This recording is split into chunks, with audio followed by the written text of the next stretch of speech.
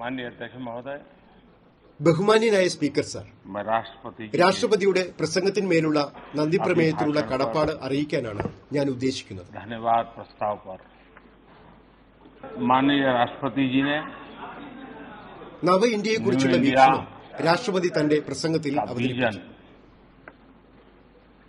अपने अभिभाषण में प्रस्तुत किया है. രാജ്യത്തെ കോടിക്കണക്കിന് പൌരന്മാരിൽ ആത്മവിശ്വാസം ജനിപ്പിക്കുകയും അവരെ പ്രചോദിപ്പിക്കുകയും ചെയ്യുന്നതും माननीय राष्ट्रपति जी का ये ഈ ദശാബ്ദത്തേക്ക് നമുക്കെല്ലാം ദിശാബോധം പകരുന്നതുമാണ് 21ാം നൂറ്റാണ്ടിന്റെ 3ാം ദശകത്തിൽ ബഹുമാനപ്പെട്ട രാഷ്ട്രപതി നടത്തിയ പ്രസ്താവന. दिशा देने वाला, प्रेरणा देने वाला और देश के कोटि कोटि जनों में विश्वास पैदा करने वाला ये अभिभाषण है.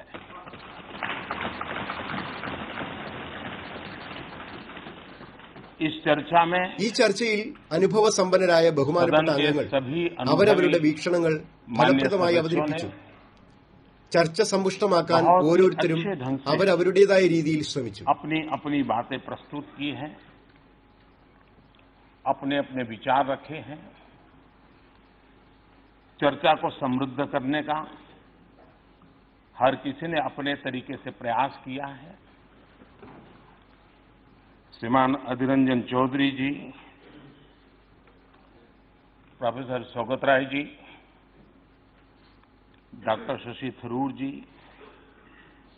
श्रीमान ओवैसी जी, दानिश अली जी, रामकृपाल यादव जी, पीपी चौधरी जी, पिनाकी मिश्रा जी, अखिलेश यादव जी, विनायक जी राउत, कई नाम हैं. मैं सबके नाम लूंगा तो समय शायद बहुत जाएगा.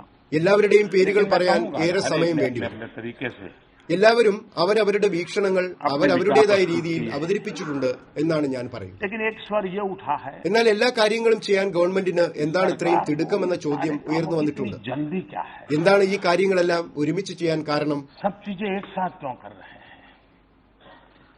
ऐसा भाव भी लोगों के बातों में से आता है. तो मैं शुरुआत में തുടക്കത്തിൽ തന്നെ ശ്രീമാൻ സർവേശ്വർ ദയാൽജിയുടെ ഒരു കവിത ഉയർത്തിക്കാട്ടാൻ ഞാൻ सर्वेश्वर दयाल ആഗ്രഹിക്കുന്നു. सक्सेना जी की एक कविता को उद्धृत करना चाहूंगा और वही शायद हमारे संस्कार भी है, हमारी सरकार का स्वभाव भी है അതൊരുപക്ഷെ നമ്മുടെ और സംസ്കാരവും उसी के നമ്മുടെ ഗവൺമെന്റിന്റെ कारण, उसी പ്രകൃതവും प्रेरणा के कारण അതേ പ്രചോദനത്താൽ നാം സ്ഥിരം പാത വിട്ട് വേഗത്തിൽ മുന്നേറാൻ ശ്രമിക്കുകയാണ്. तेज गति से आगे बढ़ने की दिशा में प्रयास कर रहे हैं. സർവേശ്വർ ദയാൽജി കവിതയിൽ अपनी എഴുതിയിരിക്കുന്നത് कविता में लिखा है, लीक पर वो चले, लीक पर वे चले जिनके चरण दुर्बल और हारे हैं, जिनके चरण दुर्बल और हारे हैं. हमें तो जो हमारी यात्रा से बने, हमें तो जो हमारी यात्रा से बने ऐसे अनिर्मित पथ ही प्यारे हैं.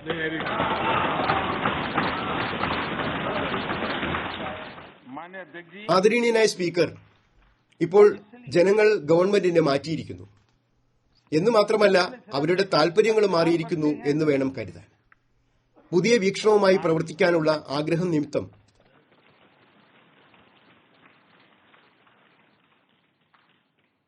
ഞങ്ങൾക്ക് ഇവിടെ വരാനും സേവിക്കാനും അവസരം ലഭിച്ചു. और अपेक्षा के कारण हमें यहां आकर के सेवा करने का अवसर मिला है.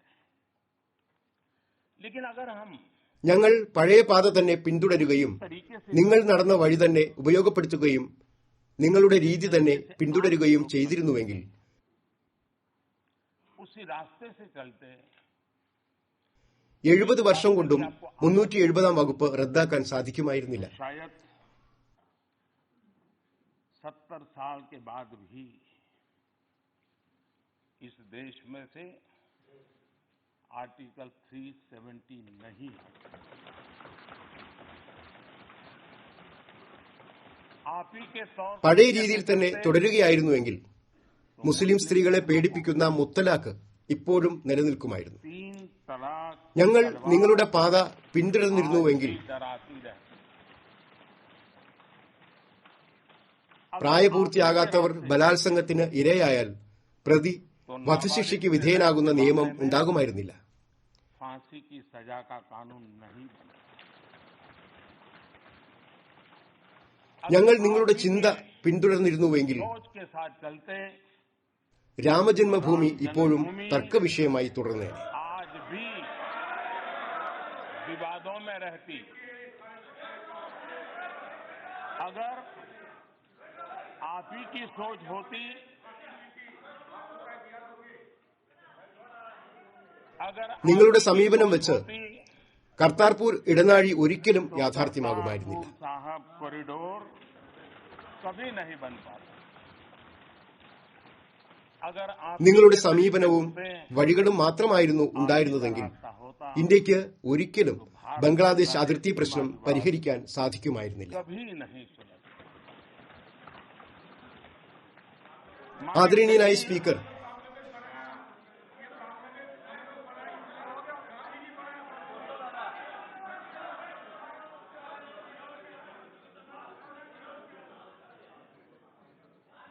जब मैं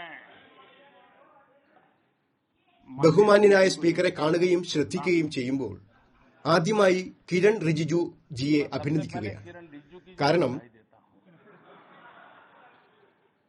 क्योंकि उन्होंने जो फिट इंडिया मूवमेंट चलाया है, അദ്ദേഹം നടപ്പാക്കിയ ഫിറ്റ് ഇന്ത്യ പ്രസ്ഥാനത്തിന്റെ ലക്ഷ്യത്തിലെത്താനുള്ള പ്രവർത്തനം മിടുക്കു നിറഞ്ഞതാണ്. प्रचार प्रसार അദ്ദേഹം പ്രസംഗിക്കുകയും ജിമ്മിൽ വ്യായാമം ചെയ്യുകയും ചെയ്യുന്നു. ये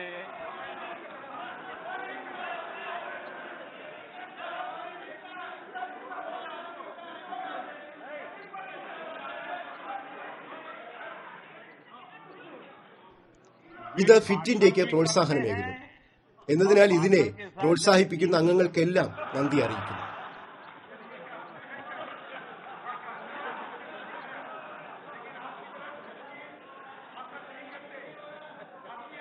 तो ये फिट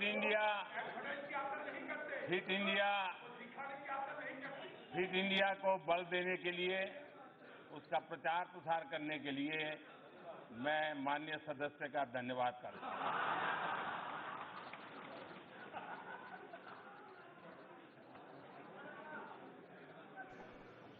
ആദരണീയായ സ്പീക്കർ, कोई इस बात से तो इनकार नहीं कर सकता है.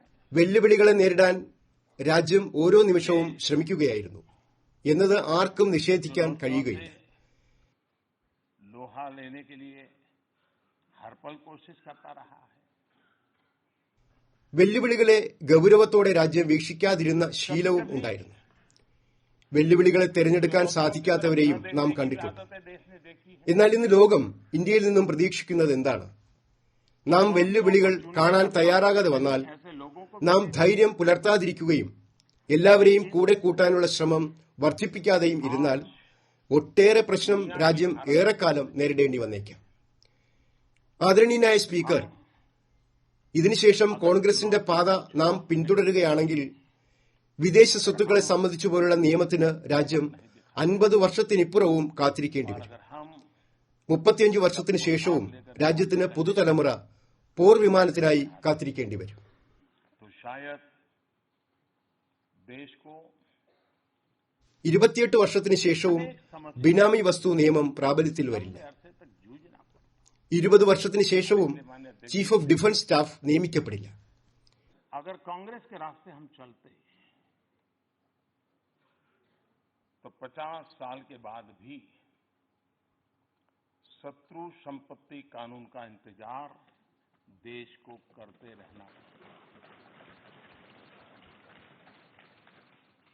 35 साल बाद भी नेक्स्ट जनरेशन लड़ाकू विमान का इंतजार देश को करते रहना पड़ेगा.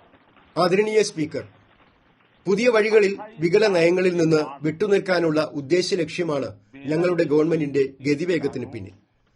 സ്വാതന്ത്ര്യത്തിന്റെ 70 വർഷങ്ങൾക്ക് ശേഷവും ദീർഘകാലം കാത്തിരിക്കാൻ രാജ്യം തയ്യാറല്ല, കാത്തിരിക്കുകയുമില്ല എന്ന് ഞങ്ങൾ മനസ്സിലാക്കുന്നതാണ് കാരണം. അതുകൊണ്ട് വേഗതയും അളവുകോലും വലുതാക്കാതെ പറ്റില്ല. നിശ്ചയദാർഢ്യവും ദൃഢതയുമുണ്ട്, സംവേദനക്ഷമതയും പരിഹാരവുമുണ്ട്. ഞങ്ങൾ ദ്രുതഗതിയിൽ പ്രവർത്തിക്കുന്നു. ഈ ഗതിവേഗത്തിന്റെ ഫലം രാജ്യത്തെ ജനങ്ങൾ 5 വർഷം കാണുകയും അതേ വേഗത്തിൽ കൂടുതൽ കരുത്തോടെ തുടരുന്നതിന് ഒരവസരം കൂടി തരികയും ചെയ്തു. और इसलिए हम इस बात को भली भांति समझते हैं कि आजादी के 70 साल के बाद देश लंबा इंतजार करने के लिए तैयार नहीं और नहीं होना चाहिए. और इसलिए हमारी कोशिश है स्पीड भी बढ़े, स्केल भी बढ़े, डिटर्मिनेशन भी हो और डिसिसिवनेस भी हो, सेंसिटिविटी भी हो और सॉल्यूशन भी होना चाहिए. ഇത്ര വേഗത്തിലല്ല പോക്കെങ്കിൽ കുറഞ്ഞ സമയത്തിനുള്ളിൽ 37 കോടി ആളുകൾ ബാങ്ക് അക്കൌണ്ട് തുറക്കുമായിരുന്നില്ല. ഇത്ര വേഗത്തിൽ പ്രവർത്തിച്ചില്ലായിരുന്നുവെങ്കിൽ 11 കോടി ആളുകളുടെ വീടുകളിൽ ശുചിമുറികൾ നിർമ്മിച്ചു തീരുമായിരുന്നില്ല. 13 കോടി കുടുംബങ്ങളിൽ പാചകവാതക സ്റ്റൌ തെളിയുമായിരുന്നില്ല. ഇത്ര ഗതിവേഗമില്ലായിരുന്നുവെങ്കിൽ പാവപ്പെട്ടവർക്ക് 2 കോടി പുതിയ വീടുകൾ നിർമ്മിക്കാൻ സാധിക്കുമായിരുന്നില്ല. ഇത്ര വേഗത്തിൽ പ്രവർത്തിച്ചില്ലായിരുന്നുവെങ്കിൽ 4 ദശലക്ഷത്തിലധികം ആളുകൾ ജീവിക്കുന്ന ഡൽഹിയിലെ 1700 പരം അനധികൃത കോളനികൾ ഇപ്പോഴും നിയമവിരുദ്ധമായി തന്നെ തുടരുമായിരുന്നു. ആ പ്രവൃത്തി തീർന്നിട്ടില്ല. ഇന്നിപ്പോൾ അവർക്കും സ്വന്തം വീടിനുമേൽ അവകാശമുണ്ട്.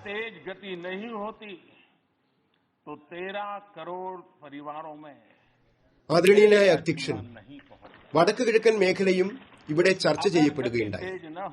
രാഷ്ട്രീയ സമവാക്യങ്ങൾ മാറ്റാനുള്ള പ്രാപ്തിക്കു വേണ്ടി പല ദശാബ്ദങ്ങളായി വടക്കുകിഴക്കൻ മേഖല കാത്തിരിക്കുകയാണ്.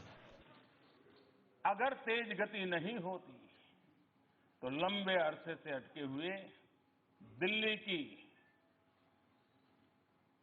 1700 से ज्यादा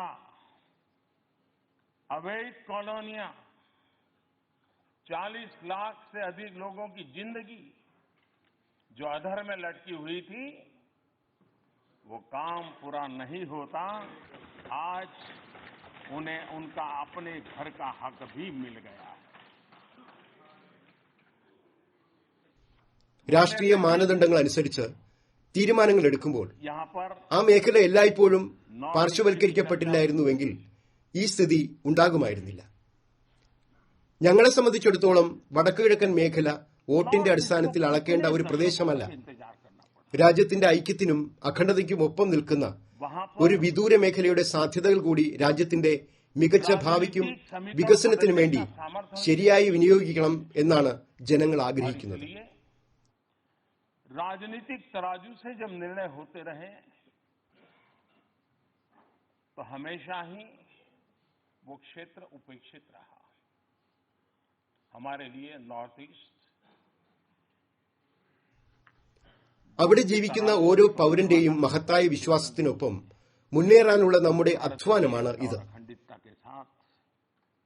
दूर दराज क्षेत्रों में बैठे हुए भारत के नागरिकों के लिए और उनके सामर्थ्य का भारत के विकास के അതുകൊണ്ട് മുമ്പ് വളരെ ദൂരത്തിലായിരുന്ന ഡൽഹി കഴിഞ്ഞ 5 വർഷമായി അവരുടെ പടിവാതിൽക്കലാണ്.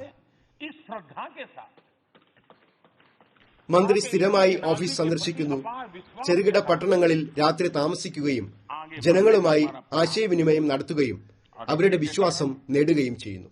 नॉर्थ ईस्ट में गत 5 वर्ष जो कभी उनको दिल्ली दूर लगती थी, आज വൈദ്യുതിയും റെയിൽപാതയും വിമാനത്താവളവും മൊബൈൽ കണക്ടിവിറ്റിയും ഉൾപ്പെടെ 21ാം നൂറ്റാണ്ടിൽ ആവശ്യമായ എല്ലാ വികസനവും പൂർത്തീകരിക്കാനാണ് ഞങ്ങൾ ശ്രമിക്കുന്നത്. छोटे छोटे इलाके में जाते रहे, टियर 2, टियर 3 छोटे. അവർ ഏൽപ്പിച്ച വിശ്വാസത്തിന്റെ ഫലം എന്താണ് എന്ന് ഈ ഗവൺമെന്റിന്റെ കാലത്ത് തന്നെ കാണാൻ സാധിക്കും. और विकास के जो आवश्यकताएं होती ബോഡോകളുമായുള്ള ചർച്ച സാധ്യമായി. ഇതാദ്യമായാണ് ഇങ്ങനൊന്നുണ്ടാകുന്നത് എന്നാണ് പറയപ്പെടുന്നത്. पहुंचाने की बात, എന്നാൽ ഞങ്ങൾ അങ്ങനെ പറയില്ല. हवाई अड्डे പല പരീക്ഷണങ്ങളും നടന്നു, ഇപ്പോഴും നടക്കുന്നു. एक्टिविटी की बात हो, പക്ഷെ എന്താണോ സംഭവിച്ചിട്ടുള്ളത് सब चीजों को हम അതെല്ലാം ഉണ്ടായത് രാഷ്ട്രീയ അളവുകോൽ വെച്ചാണ്. विश्वास कितना സംഭവിച്ചതൊക്കെ പാതി മനസ്സോടെയാണ്. സംഭവിച്ചതെല്ലാം കേവലം ഔപചാരികമായാണ്. यहाँ पर ये बोडो की चर्चा आई और ये कहाँ गया? ये कोई पहली बार हुआ है? हमने भी कभी ये नहीं कहा कि पहली बार हुआ है. हम तो यही कह रहे हैं, प्रयोग तो बहुत हुए हैं और अभी भी प्रयोग हो रहे हैं. लेकिन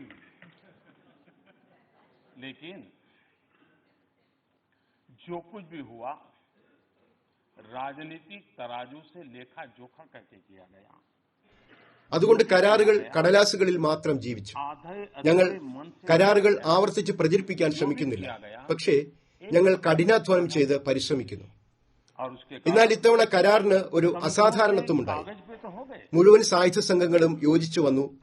എല്ലാ ആയുധങ്ങളും അടിയറ വയ്ക്കുകയും ഒളിവിൽ കഴിഞ്ഞവർ കീഴടങ്ങുകയും ചെയ്തു.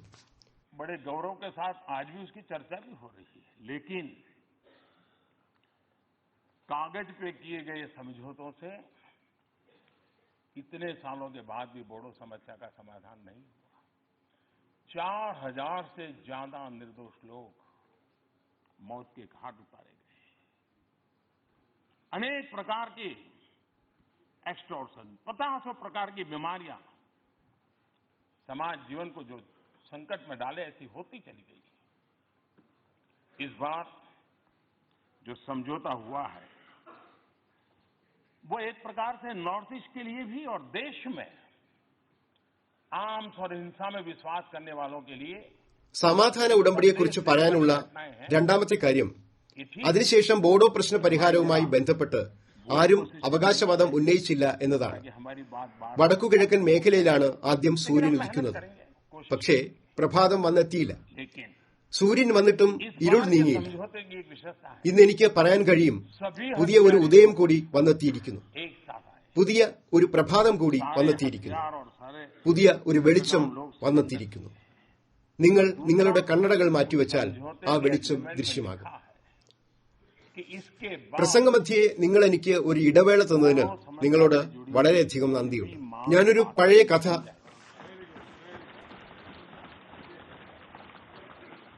नॉर्थ ईस्ट में हम सबसे सूरज तो पहले उगता है, लेकिन सुबह नहीं आती थी. सूरज तो आ जाता था, अंधेरा नहीं छटता था. आज मैं कह सकता हूं, नई सुबह भी आई है, नया सवेरा भी आया है, नया उजाला भी आया है. और वो प्रकाश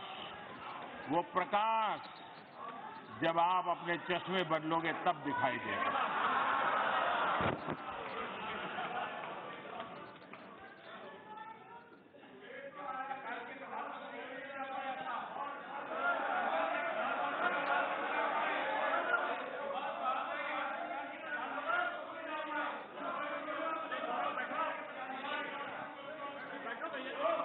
मैं आपका बहुत आभारी हूं, ताकि बोलने के लिए बीच में मुझे आप विराम दे रहे हैं.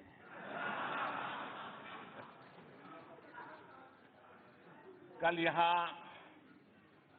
स्वामी विवेकानंद जी के कंधों से बंदूकें फोड़ी गई.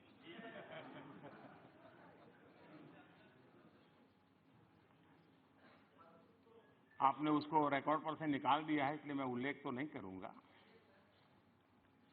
लेकिन मुझे एक पुरानी एक छोटी सी कथा याद आती है. एक बार कुछ लोग ഞാനൊരു പഴയ ചെറിയ കഥ ഓർമ്മിപ്പിക്കാം.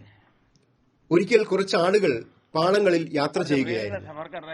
ട്രെയിനിന്റെ വേഗത വർദ്ധിപ്പിക്കുമ്പോൾ ട്രാക്കുകളിൽ നിന്നും ശബ്ദം വരുന്നത് ട്രെയിനിൽ യാത്ര ചെയ്യുന്ന എല്ലാവർക്കും അനുഭവമുള്ളതാണ്. അവിടെ ഇരുന്ന മഹാത്മാവായ ഒരു ഋഷിവര്യൻ പറഞ്ഞു, നോക്കൂ, എന്ത് ശബ്ദമാണ് പാളങ്ങളിൽ നിന്നും വരുന്നത്. എന്നാൽ ജീവനില്ലാത്ത ഈ പാളങ്ങളും നമ്മളോട് പറയുന്നു, निर्जीव पटरी भी हमें कह പ്രഭു रही है കർത്തേ ബെടാ പാർ, प्रभु ദൈവമേ നമ്മുടെ ലക്ഷ്യസ്ഥാനത്ത് എത്തിച്ചേരുന്നതിന് बोले देखो यही നമ്മെ आवाज है, സഹായിക്കണമേ. प्रभु എന്നാൽ कर दे बेटा। മറ്റൊരു ഋഷിവര്യൻ പറഞ്ഞു, ഇല്ല, तो दूसरा പ്രഭു തേരി ലീല അപാരംപാർ, मैंने ദൈവമേ നിന്റെ സൃഷ്ടി സമ്പൂർണമാണ് എന്നാണ് ഞാൻ കേട്ടതെന്ന്. तेरी लीला ഒരു പുരോഹിതനും അവിടെ ഇരിക്കുന്നുണ്ടായിരുന്നു. അദ്ദേഹം പറഞ്ഞു, लीला अपरंपार। എനിക്ക് മറ്റു ചിലതാണ് കേൾക്കാൻ കഴിയുന്നതെന്ന്. താങ്കൾ എന്താണ് കേട്ടതെന്ന് ഋഷിവര്യൻ ചോദിച്ചു. दूसरा ഞാൻ കേൾക്കുന്നു, उन्होंने कहा भाई आपको क्या യാ അല്ലാ തേരി റഹ്മത്ത്, उन्होंने कहा मुझे सुना दे रहा है ദൈവമേ ഇത് നിന്റെ അനുകമ്പ എന്നായിരുന്നു മറുപടി. ये अल्लाह तेरी। ഒരു ഗുസ്തിക്കാരൻ അവിടെ ഇരിക്കുന്നുണ്ടായിരുന്നു. तो वहां एक ഖ റബാഡി കർ കസർത്ത്, റബാഡി കഴിക്ക് കായികാഭ്യാസം ചെയ്യൂ എന്ന് താൻ കേൾക്കുന്നുവെന്നാണ് ने അദ്ദേഹം कहा പറഞ്ഞത്. मुझे सुनाई दे रहा है खा ഇന്നലെ അത് വിവേകാനന്ദജിയുടെ പേരിലാണ് പറഞ്ഞത്. അതാണ് അവരുടെ പ്രസംഗത്തിൽ പ്രതിഫലിച്ചത്. അതിനെ കാണാൻ നിങ്ങൾക്ക് വളരെ ദൂരെയൊന്നും നോക്കേണ്ടതില്ല, അത് ഇവിടെ അടുത്താണ്.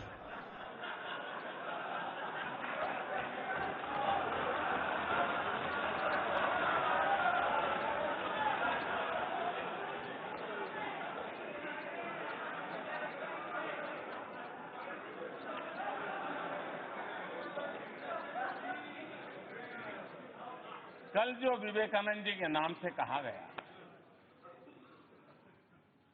जैसी मन की रचना होती है वैसा ही सुनाता है, जैसा वैसा नहीं। आपको ये देखने के लिए इतना दूर नजर करने की जरूरत ही नहीं थी, बहुत कुछ पास में है।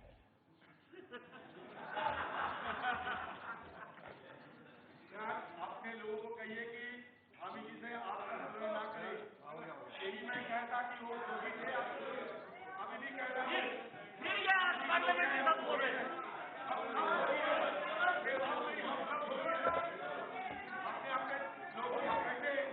स्वामी जी को अपमान ना करे।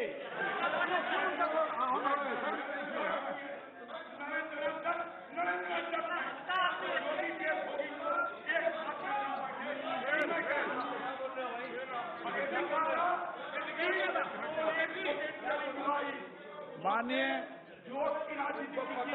क्या बोल रहे हैं, मत करो। मानिए सर, मानिए मानिए प्लीज प्लीज। ये सुरेश जी क्यों हंस रहे हैं जी? हाँ? कोई राज है भाई? सुरेश जी कभी आपका भी मौका आएगा, इतना जल्दी मत।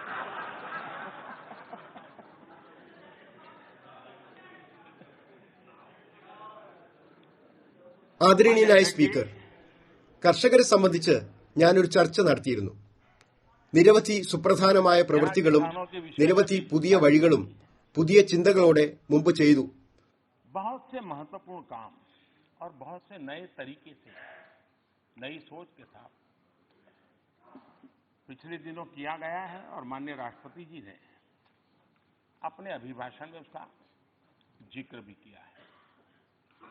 लेकिन जिस प्रकार से यहां चर्चा करने का प्रयास हुआ है, मैं नहीं जानता वो अज्ञानवश है कि जानबूझ करते हैं, क्योंकि कुछ चीजें ऐसी हैं अगर जानकारियां होती तो शायद हम ऐसा न करते। हम जानते हैं कि 1.5 गुना एमएसपी करने वाला विषय है, कितने लंबे समय से अटका हुआ था, हमारे समय का नहीं था, पहले से था। लेकिन ये किसानों के प्रति हमारी ആദരണീയനായ രാഷ്ട്രപതി തന്റെ അഭിസംബോധനയിലും അത് സൂചിപ്പിച്ചിരുന്നു. എന്നാൽ ഇവിടെ ചർച്ച ചെയ്യാൻ നടത്തിയ ശ്രമത്തിന്റെ വഴി ചില കാര്യങ്ങൾ ഇങ്ങനെയാണ്. അറിവുണ്ടെങ്കിൽ പോലും നമ്മൾ മിക്കവാറും അത് ചെയ്യണമെന്നില്ല. 20-20 साल से पड़ी हुई थी, कोई पूछने वाला नहीं था। फोटो निकलवा दी, बस काम हो गया। हमको करीब 99 ऐसी योजनाओं को हाथ लगाना पड़ा, 1 लाख करोड़ रुपए से ज्यादा खर्च करके उनको उसके लॉजिकल एंड तक ले गए और अब किसानों को उसका फायदा होना शुरू हुआ।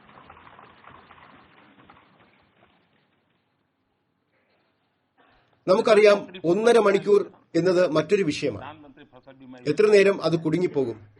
इस അത് ഞങ്ങളുടെ കാലത്തായിരുന്നില്ല. पैदा हुआ है। എന്നാൽ അത് കർഷകരോടുള്ള ഞങ്ങളുടെ ഉത്തരവാദിത്വമാണ്. किसानों की तरफ से करीब 13,000 ഞങ്ങൾ പ്രവൃത്തി പൂർത്തീകരിച്ചു. ജലസേചന പദ്ധതികൾ 20 വർഷമായി കിടക്കുന്നു എന്നത് जो नुकसान എന്നെ അത്ഭുതപ്പെടുത്തി. उसके तहत ആരും ചോദിക്കാനില്ല. 55,000 करोड़ അതിന്റെ ചിത്രങ്ങൾ പുറത്തു വന്നു. किसानों को അത് बीमा ചെയ്തു. योजना से प्राप्त അത്തരത്തിലുള്ള 99 പദ്ധതികൾ നമ്മൾക്ക് കൈമാറേണ്ടതായി किसान വന്നു. की आय बढ़े, അതിന് 1,00,000 കോടിയിലേറെ രൂപ മുടക്കി इनपुट യുക്തിക്ക് അനുസൃതമായി അത് പൂർത്തിയാക്കുകയും ഇപ്പോൾ കർഷകർക്ക് അതിന്റെ ഗുണം ലഭിച്ചു തുടങ്ങുകയും ചെയ്തിട്ടുണ്ട്. और पहले एमएसपी के नाम पे क्या होता था हमारे देश में? पहले 7 लाख टन दाल और तिलहन की खरीद हुई. हमारे कार्यकाल में 100 लाख टन. 7 और 100 का फर्क तो समझ आएगा. इनाम योजना आज പ്രധാനമന്ത്രി വിള ഇൻഷുറൻസ് പദ്ധതിക്ക് കീഴിലാണ് ഈ ഒരുക്കങ്ങൾ. दुनिया के दाम ഇത് കർഷകരിൽ തുടർച്ചയായി ആത്മവിശ്വാസമുണ്ടാക്കി. योजना के नाते കർഷകരിൽ നിന്ന് 13,000 കോടി രൂപയുടെ പ്രീമിയം ലഭിച്ചു. योजना को लिया हमने और मुझे खुशी है कि गांव का किसान इस व्यवस्था से करीब 1.25 करोड़ किसान अब तक उससे जुड़ चुके हैं और करीब 1 लाख करोड़ रुपए का कारोबार किसानों ने अपनी पैदावार का എന്നാൽ പ്രകൃതിക്ഷോഭം കൊണ്ട് വിളകൾക്കുണ്ടായ നഷ്ടത്തിന് 56,000 കോടി രൂപ നഷ്ടപരിഹാരമായി ഇൻഷുറൻസ് പദ്ധതിയിൽ നിന്നും കർഷകർക്ക് ലഭിച്ചു. किसान क्रेडिट कार्ड കർഷകരുടെ വരുമാനം വർദ്ധിച്ചു. उसके साथ साथ ഇതൊക്കെയാണ് ഞങ്ങളുടെ മുൻഗണനകൾ. चाहे पशुपालन हो, मछली पालन हो, मुर्गी पालन हो, सौर ऊर्जा की तरफ जाने का प्रयास हो, सोलार മുൻഗണനകൾ നിക്ഷേപ ചെലവ് കുറച്ചു. अनेक चीजें जो മുൻകാലങ്ങളിൽ കുറഞ്ഞ താങ്ങുവിലയുടെ പേരിൽ രാജ്യത്ത് എന്താണ് നടന്നുകൊണ്ടിരുന്നത്? आर्थिक स्थिति में भी एक बहुत बड़ा बदलाव आया है. 2014 में പയറുവർഗ്ഗങ്ങളും आने से पहले എണ്ണക്കുരുക്കളുടെയും സംഭരണം कृषि രാജ്യത്ത് 7 ലക്ഷം ടണ്ണായിരുന്നു. എന്നാൽ ഞങ്ങളുടെ കാലത്ത് അത് 100 ലക്ഷം ടണ്ണാണ്. अब ये बढ़कर के 5 गुना ഈ നാം പദ്ധതി ഇന്ന് ഒരു ഡിജിറ്റൽ ലോകമാണ്. 5 गुना നമ്മുടെ കർഷകർ മൊബൈൽ ഫോണിലൂടെ ലോകത്തെ വിലകൾ അറിയുകയും മനസ്സിലാക്കുകയുമാണ്.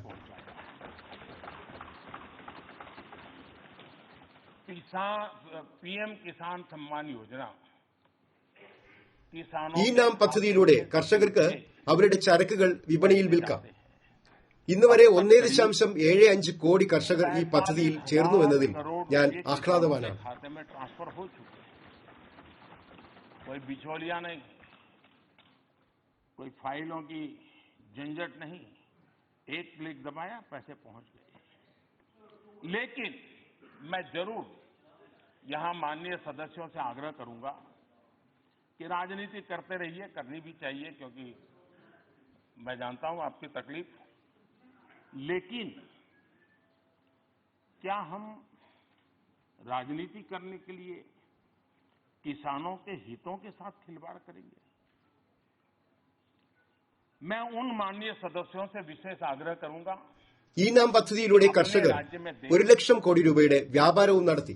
जो किसानों के नाम ഞങ്ങൾ കിസാൻ ക്രെഡിറ്റ് കാർഡ് ജനകീയമാക്കുകയും അനുബന്ധ പ്രവർത്തനങ്ങളായ മൃഗസംരക്ഷണം, മത്സ്യകൃഷി, കോഴി വളർത്തൽ എന്നിവയെ പ്രോത്സാഹിപ്പിക്കുകയും ചെയ്തു. किसान सम्मान സൌരോർജ്ജത്തിലേക്ക് നീങ്ങുന്നതിനുള്ള പരിശ്രമവും നടത്തുന്നുണ്ട്. उसके लिए वो സൌരോർജ്ജ പമ്പുകളെക്കുറിച്ച് സംസാരിക്കുന്നു. किसानों की सूची അത്തരത്തിലുള്ള നിരവധി പുതിയ കാര്യങ്ങൾ കൂട്ടിച്ചേർത്തിട്ടുണ്ട്. അതുകൊണ്ട് ഇന്നത്തെ സാമ്പത്തിക സാഹചര്യത്തിൽ വലിയൊരു മാറ്റം വന്നിട്ടുണ്ട്. किसका नुकसान होगा? 2014 ഞങ്ങൾ വരുന്നതിന് മുൻപ് കാർഷിക മന്ത്രാലയത്തിന്റെ ബജറ്റ് 27,000 കോടിയുടേതായിരുന്നു. कि जो ഇപ്പോൾ അത് 5 ഇരട്ടി വർദ്ധിച്ചു. खुल करके शायद न 27,000 കോടിയിൽ നിന്ന് 5 ഇരട്ടി വർദ്ധിച്ച് ഏകദേശം 1.5 ലക്ഷം കോടിയായി. उनको पता होगा उस PM കിസാൻ സമ്മാൻ യോജന നേരിട്ട് കർഷകരുടെ അക്കൌണ്ടിലേക്ക് ആണ് പോകുന്നത്. किसानों के लिए बहुत कुछ ഇതുവരെ ഏകദേശം 45,000 കോടി രൂപ കർഷകരുടെ അക്കൌണ്ടിലേക്ക് കൈമാറ്റം ചെയ്തിട്ടുണ്ട്. कि जहां किसानों को वादे कर करके बहुत बड़ी बड़ी बातें कर करके वोट बटोर लिए, शपथ ले लिए, सत्ता सिंहासन पा लिया, लेकिन किसानों के वादे पूरे नहीं किए गए. कम से कम मैं यहां बैठे हुए माननीय सदस्य उन राज्यों के भी प्रतिनिधि होंगे. അവിടെ ഒരു ഇടത്തട്ടുകാരനുമില്ല, जरूर उन ഒരു राज्यों ഫയൽ സംഘർഷവുമില്ല. कि किसानों को ഒരു ക്ലിക്ക് उनका हक പണം देने അയക്കുന്നു. में कोताही न बरते. माननीय अध्यक्ष जी, जब ऑल എന്നാൽ ഇവിടെ ഇരിക്കുന്ന പല അംഗങ്ങളോടും ഞാൻ അഭ്യർത്ഥിക്കുകയാണ്, मैंने विस्तार से നമ്മൾ രാഷ്ട്രീയ പ്രവർത്തനം നടത്തണം. എനിക്കതറിയാം. विचार भी रखे थे. उसके बाद सदन के प्रारंभ में जब मीडिया के लोगों से मैं बात कर रहा था तब भी मैंने कहा था कि ये सत्र हम पूरी तरह आर्थिक विषय, देश की आर्थिक परिस्थिति, इन सारे विषयों को इस सत्र हम समर्पित करें. हमारे पास जितनी भी चेतना है, जितना भी सामर्थ्य है, जितने भी बुद्धि प्रतिभा है, എന്നാൽ കർഷകരുടെ താൽപര്യങ്ങളുടെ മേലാണോ നാം രാഷ്ട്രീയ പ്രവർത്തനം നടത്തേണ്ടത്? കർഷകരുടെ പേരിൽ ഘോരഘോരം സംസാരിക്കുന്ന ബഹുമാന്യരായ അംഗങ്ങളോട് അവരുടെ സംസ്ഥാനങ്ങളിലേക്ക് നോക്കാനാണ് ഞാൻ അഭ്യർത്ഥിക്കുന്നത്. അവരുടെ നാട്ടിലുള്ള കർഷകരെല്ലാം PM കിസാൻ സമ്മാൻ നിധി ലഭിക്കുന്നുണ്ടോ എന്ന് അവർ ഒന്നിച്ചു നോക്കണം. कौन सी दिशा को अपनाएं जिससे लाभ हो. मैं चाहूंगा कि ये सत्र अभी भी समय है. ब्रेक के बाद भी जब मिलेंगे तब भी पूरी शक्ति मैं सभी सदस्यों का आग्रह करता हूं. അതിനുവേണ്ടി എന്തുകൊണ്ടാണ് ആ ഗവൺമെന്റുകൾ കർഷകരുടെ പട്ടിക നൽകാത്തത്? എന്തുകൊണ്ടാണ് അവർ ഈ പദ്ധതിയിൽ ചേരാത്തത്? ആരാണ് നഷ്ടങ്ങളിൽ കഷ്ടപ്പെടുന്നത്? അത് അവരുടെ നാട്ടിലെ കർഷകരാണ്. പല ബഹുമാന്യരായ അംഗങ്ങളും ഇവിടെ തുറന്ന് സംസാരിക്കാൻ കഴിഞ്ഞില്ലെങ്കിൽ അത്തരത്തിൽ പലയിടങ്ങളിലും പലതും നടക്കുന്നുണ്ടെന്ന് എനിക്കറിയാം.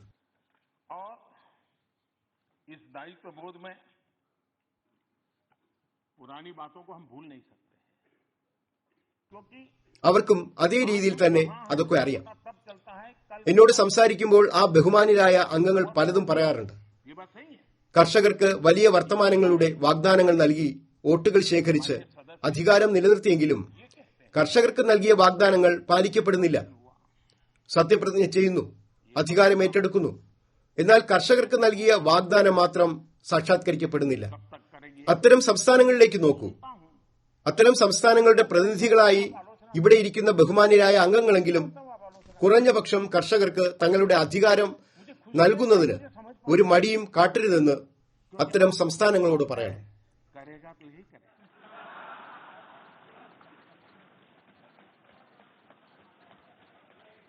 और इसलिए मैं आपके इन बातों को आलोचना नहीं मानता. ബഹുമാനപ്പെട്ട സ്പീക്കർ, സർവകക്ഷി യോഗം നടന്നപ്പോൾ ഞാൻ വളരെ വിശദമായ ഒരു അഭ്യർത്ഥന നടത്തുകയും ഏറെ വീക്ഷണം പ്രകടിപ്പിക്കുകയും ചെയ്തു. അതിനുശേഷം പാർലമെന്റ് സമ്മേളനം തുടങ്ങുന്നതിന് മുമ്പ് മാധ്യമങ്ങളുമായി സംസാരിച്ചപ്പോഴും രാജ്യത്തിന്റെ സാമ്പത്തിക സ്ഥിതിയുമായി ബന്ധപ്പെട്ട പ്രശ്നങ്ങൾക്കായി നമ്മുടെ എല്ലാ ചർച്ചകളും അർപ്പിക്കുമെന്നും ഞാൻ പറഞ്ഞു. രാജ്യത്തെയും അന്താരാഷ്ട്ര തലത്തിലുമുള്ള സാമ്പത്തിക സാഹചര്യങ്ങളിൽ ഇന്ത്യക്ക് നേട്ടമുണ്ടാകണമെങ്കിൽ കൈക്കൊള്ളേണ്ട നടപടികളും ദിശകളും എന്തൊക്കെയാകണമെന്നതിനായി ഈ സഭയ്ക്ക് മുന്നിൽ ഞങ്ങളുടെ പരിപ്രേക്ഷ്യം, കഴിവ്, പ്രതിഭ എന്നിവയുടെ എല്ലാം ആകെ തുക ഈ സഭയ്ക്ക് മുന്നിൽ ഞങ്ങൾ കൊണ്ടുവന്നു.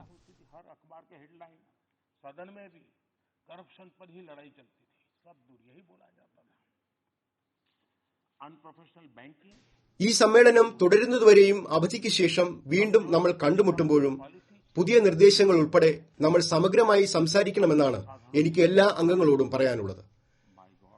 അങ്ങനെയാകുമ്പോൾ രാജ്യത്തിന് ലഭ്യമായ അവസരങ്ങളിലെ നേട്ടങ്ങൾ കൈവരിച്ചുകൊണ്ട് മുന്നോട്ടു പോകാനാകും. ഞാൻ നിങ്ങളെല്ലാം ക്ഷണിക്കുന്നു. लॉन्ग टर्म गोल के साथ एक निश्चित दिशा पकड़ करके, निश्चित लक्ष्य पकड़ करके उसको पूरा करने का हमने लगातार प्रयास किया है और मुझे विश्वास है. അതെ, വളരെ പ്രധാനപ്പെട്ട സാമ്പത്തിക പ്രശ്നങ്ങളിൽ കൂട്ടുത്തരവാദിത്വം ഞാൻ സമ്മതിക്കുന്നു. ഇന്ന് നാം എവിടെ നിൽക്കുന്നുവെന്ന് മനസ്സിലാക്കുന്നതിനായി നമുക്ക് ഭൂതകാലം മറക്കാനാവില്ല. നമ്മൾ കഴിഞ്ഞ കാലത്തിൽ എവിടെ ആയിരുന്നുവെന്നത് മനസ്സിലാക്കേണ്ടത് ആവശ്യമാണ്. ഇത് സത്യമാണ്.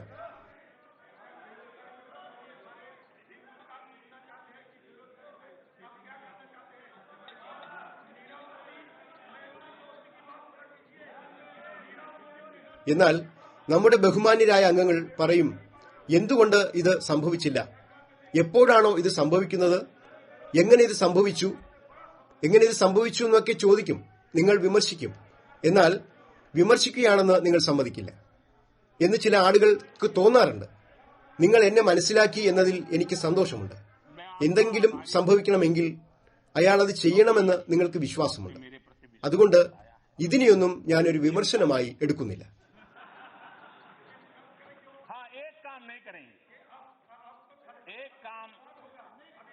एक काम न करेंगे न होने देंगे, वो है आपकी बेरोजगारी नहीं हटने देंगे. മാർഗനിർദ്ദേശം, പ്രചോദനം എന്നിവയിലാണ് ഞാൻ വിശ്വസിക്കുന്നത്. അതുകൊണ്ട് എല്ലാ നിർദ്ദേശങ്ങളെയും ഞാൻ സ്വാഗതം ചെയ്യുകയും സ്വീകരിക്കാൻ ശ്രമിക്കുകയും ചെയ്യും. അതുകൊണ്ട് നിങ്ങൾ എന്തൊക്കെ നിർദ്ദേശങ്ങളുമായി മുന്നോട്ട് വന്നാലും ഞാൻ പ്രത്യേകിച്ച് സ്വാഗതം ചെയ്യും.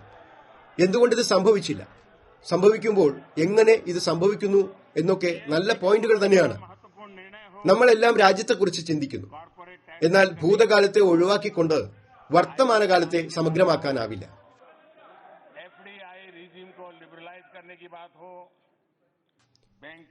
ഭൂതകാലത്തെക്കുറിച്ച് നമുക്കെല്ലാം അറിയാം. വർത്തമാന പത്രങ്ങളുടെ തലക്കെട്ടുകൾ അഴിമതിയാണ് ആധിപത്യം സ്ഥാപിച്ചിരുന്നതും ഇത് സഭയിലും രോഷാകുലമായ വാദപ്രതിവാദത്തിന് വഴിവെച്ചിരുന്നു. അന്ന് ചില കാര്യങ്ങൾ പറയാറുണ്ടായിരുന്നു. അൺപ്രൊഫഷണൽ ബാങ്കിങ്ങിനെ കുറിച്ച് ആർക്കാണ് മറക്കാൻ കഴിയുക? ദുർബലമായ അടിസ്ഥാന സൗകര്യ നയത്തെ ആർക്കാണ് മറക്കാൻ കഴിയുക? കൃത്യമായ ദിശാബോധവും ദീർഘകാല ലക്ഷ്യവുമായി ആ പ്രശ്നങ്ങൾക്ക് പരിഹാരം കണ്ട് അത്തരം അവസ്ഥകളിൽ നിന്ന് പുറത്തു വരുന്നതിന് നമ്മൾ വളരെ മൂർത്തമായ പ്രയത്നം തന്നെ നടത്തി.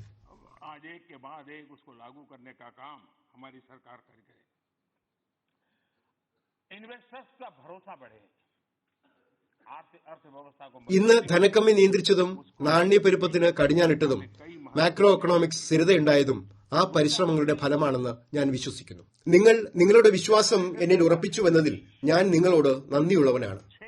നമ്മൾ ഇത് ചെയ്യും. എന്നാൽ ഞങ്ങൾ ചെയ്യാത്തതും ചെയ്യാൻ അനുവദിക്കാത്തതുമായ ഒരു കാര്യമുണ്ട്. അത് ഞങ്ങൾ നിങ്ങളുടെ തൊഴിലില്ലായ്മ അവസാനിപ്പിക്കില്ല. GSTയിൽ ഞങ്ങൾ ഒരു സുപ്രധാനമായ തീരുമാനമെടുത്തു. സമ്പദ്ഘടനയ്ക്ക് ദീർഘകാല കരുത്ത് നൽകുന്നതിനായി അത് കോർപ്പറേറ്റ് നികുതി കുറയ്ക്കലാകട്ടെ, IBC നടപ്പിലാക്കലാകട്ടെ, നേരിട്ടുള്ള വിദേശ നിക്ഷേപ ഭരണ സംവിധാനത്തിന്റെ ഉദാരവൽക്കരണമാകട്ടെ,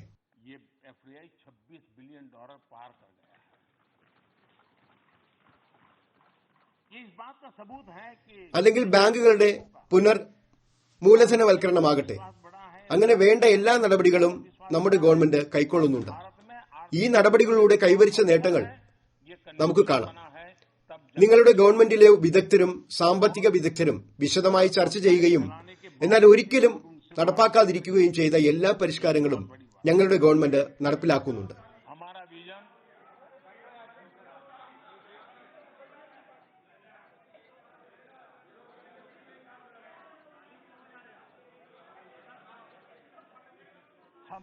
നിക്ഷേപകരുടെ ആശ്വാസം വർദ്ധിപ്പിക്കാനും സമ്പദ്ഘടനയ്ക്ക് ശക്തി നൽകുന്നതിനുമായി ഞങ്ങൾ നിരവധി സുപ്രധാനമായ തീരുമാനങ്ങൾ കൈക്കൊണ്ടിട്ടുണ്ട്. 2019 ജനുവരി മുതൽ 2020 ജനുവരി വരെ 6 തവണ GST വരുമാനം 1 ലക്ഷം കോടി രൂപയിൽ അധികമായി രേഖപ്പെടുത്തിയിട്ടുണ്ട്.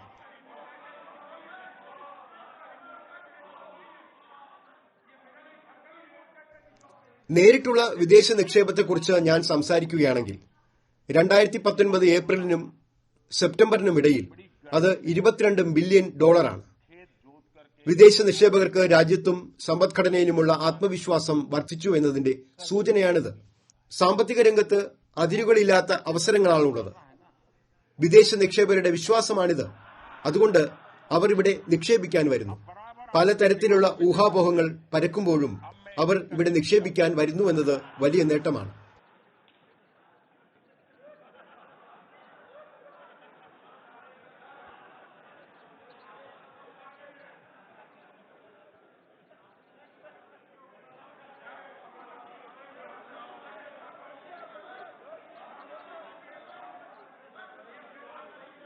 माननीय अध्यक्ष जी, Mudra Yojana, startup India, stand up India, इन योजनाओं ने देश में स्वरोजगार को बहुत बड़ी ताकत दी है. इतना ही नहीं, इस देश में വലിയ നിക്ഷേപം, മികച്ച അടിസ്ഥാന സൗകര്യം, വർദ്ധിച്ച മൂല്യവർധന, പരമാവധി തൊഴിൽ സൃഷ്ടിക്കൽ എന്നിവയാണ് ഞങ്ങളുടെ വീക്ഷണം. കർഷകരിൽ നിന്ന് ഞാൻ പലതും പഠിച്ചു. കൃഷി ചെയ്ത ശേഷമേ ഒരു കർഷകൻ കടുത്ത വേനലിൽ തന്റെ പാടത്ത് കാലെടുത്തു വയ്ക്കുകയുള്ളൂ. അതുവരെ അവർ വിത്ത് വിതയ്ക്കാറില്ല. അദ്ദേഹം കൃത്യസമയത്ത് മാത്രമേ വിത്ത് വിതയ്ക്കുകയുള്ളൂ. കഴിഞ്ഞ 10 മിനിറ്റായി എന്താണ് സംഭവിച്ചുകൊണ്ടിരിക്കുന്നതെന്നാൽ ഞാൻ പാടത്ത് കൃഷി ഇറക്കുകയാണ്. ഇപ്പോൾ നിങ്ങൾ തയ്യാറാണ്. ഒന്നൊന്നായി ഞാൻ വിത്ത് വിതയ്ക്കും. इकोनॉमी एक्टिविटी के क्षेत्र ബഹുമാന്യനായ സ്പീക്കർ, മുദ്ര, സ്റ്റാർട്ടപ്പ് ഇന്ത്യ, को बढ़ाने में योगदान സ്റ്റാൻഡപ്പ് ഇന്ത്യ തുടങ്ങി അനേകം പദ്ധതികൾ സ്വയം തൊഴിലിന് വളരെയധികം സഹായിച്ചിട്ടുണ്ട്. അത് മാത്രമല്ല, മുദ്രാ പദ്ധതി ഉപയോഗിച്ചുകൊണ്ട് കോടിക്കണക്കിന് ആളുകൾ സ്വയം സമ്പാദിക്കാൻ തുടങ്ങിയിട്ടുണ്ട്. അതോടൊപ്പം മറ്റുള്ള 2-3 പേർക്ക് തൊഴിൽ നൽകുന്നതിനും വിജയിച്ചിട്ടുണ്ട്. ഇത് മാത്രമല്ല, മുദ്രാ പദ്ധതിയുടെ ഗുണഭോക്താക്കളിൽ ബാങ്കുകളിൽ നിന്ന് പണം ലഭിച്ചവരിൽ 70% നമ്മുടെ അമ്മമാരും സഹോദരിമാരുമാണ്. സാമ്പത്തികമായി പ്രവർത്തന നിരതമല്ലാതിരുന്ന ഇവരെല്ലാം ഇന്ന് നമ്മുടെ സമ്പദ്ഘടനയിൽ അവരുടെ പങ്കും സംഭാവനയും നൽകുകയാണ്. 28,000 സ്റ്റാർട്ടപ്പുകൾ അംഗീകരിച്ചു. ഇതെല്ലാം ടയർ 2, ടയർ 3 നഗരങ്ങളിലാണെന്നതാണ് എനിക്ക് സന്തോഷം നൽകുന്നത്. നമ്മുടെ രാജ്യത്തെ യുവജനത പുതിയ നിശ്ചയദാർഢ്യത്തോടെ മുന്നോട്ടു പോകുന്നുവെന്നതാണ് ഇത് അർത്ഥമാക്കുന്നത്. 22 കോടിയിലധികം വായ്പകൾ സ്വീകരിക്കുകയും കോടിക്കണക്കിന് ആളുകൾക്ക് തൊഴിൽ ലഭിക്കുകയും ചെയ്തിട്ടുണ്ട്.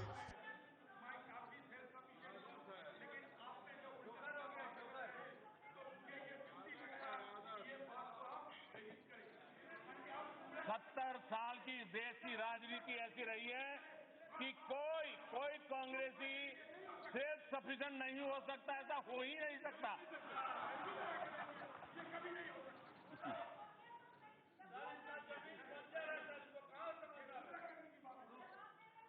वर्ल्ड बैंक के डेटा ऑन एंटरप्रेन्योर्स, उसमें भारत का दुनिया के अंदर तीसरा स्थान है. सितंबर 2017 से नवंबर 2019 के बीच ईपीएफओ पैरोल डाटा में 1,39,00,000 नए सब्सक्राइबर्स आए. ये बिना रोजगार को कोई पैसे जमा नहीं करता है जी.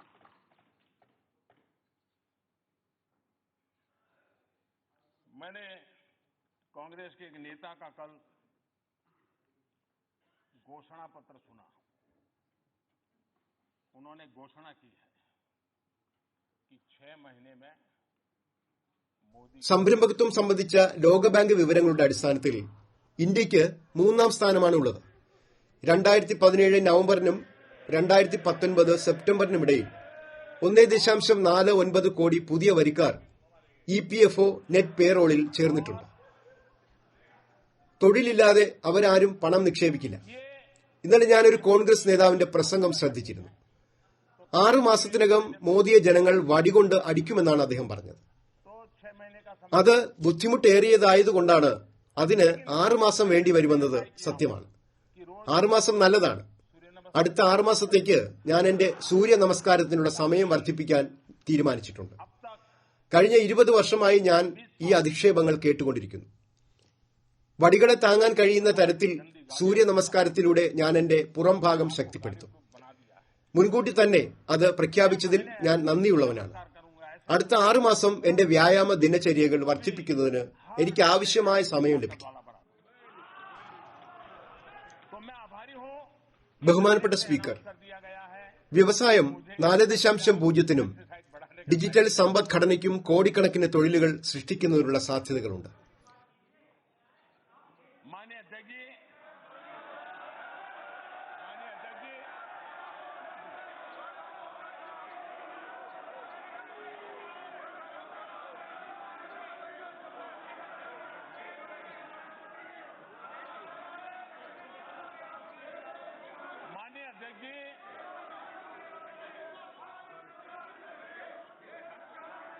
माननीय अध्यक्ष जी,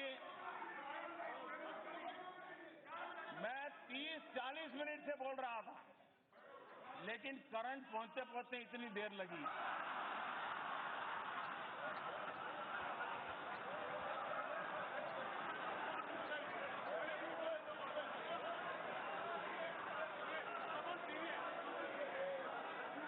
बहुत सी ट्यूबलाइट का ऐसा ही होता है.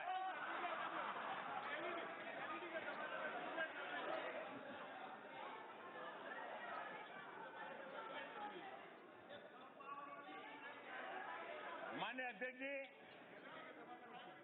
इंडस्ट्री 4.0 और डिजिटल इकोनॉमी പുതിയ വൈദഗ്ധ്യമുള്ള തൊഴിൽ ശക്തി സൃഷ്ടിക്കുന്നതിനും के लिए തൊഴിൽ പരിഷ്കരണത്തിനുമായി ഞങ്ങൾ നൈപുണ്യ വികസനത്തിനുള്ള ഒരു നിർദ്ദേശം സഭയിൽ അവതരിപ്പിച്ചിട്ടുണ്ട്.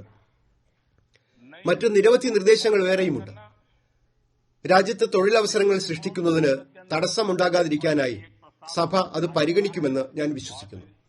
कुछ प्रस्ताव है അത്തരം മാറ്റങ്ങളിൽ മാറിവരുന്ന സാഹചര്യത്തിനനുസരിച്ചുള്ള പുതിയ ചിന്താ പ്രക്രിയയുമായാണ് നാം മുന്നോട്ട് വരേണ്ടത്. തൊഴിൽ സൃഷ്ടിക്കുന്ന പുതിയ അവസരങ്ങൾക്കായി ഈ സഭയിലെ എല്ലാ ബഹുമാന്യരായ അംഗങ്ങളും തൊഴിൽ പരിഷ്കരണത്തിന് സഹായിക്കണമെന്നാണ് എനിക്ക് അഭ്യർത്ഥിക്കാനുള്ളത്. വ്യാപാരം എളുപ്പമാക്കലിലും ജീവിതം സുഗമമാക്കലിലും കൂടി നമുക്ക് ഇന്ത്യ സമ്പദ്ഘടനയെ $5 ട്രില്യൺ മാറ്റാൻ കഴിയുമെന്ന് ഞാൻ വിശ്വസിക്കുന്നു. और सब लेबर यूनियन के साथ मिलकर के तय हुआ है. उसको जितना जल्दी आगे बढ़ाएंगे रोजगार के नए अवसरों के लिए सुविधा बढ़ेगी. और मैं विश्वास करता हूं $5 trillion economy, ease of doing business, ease of living, ये ऐसे नहीं हो रहा.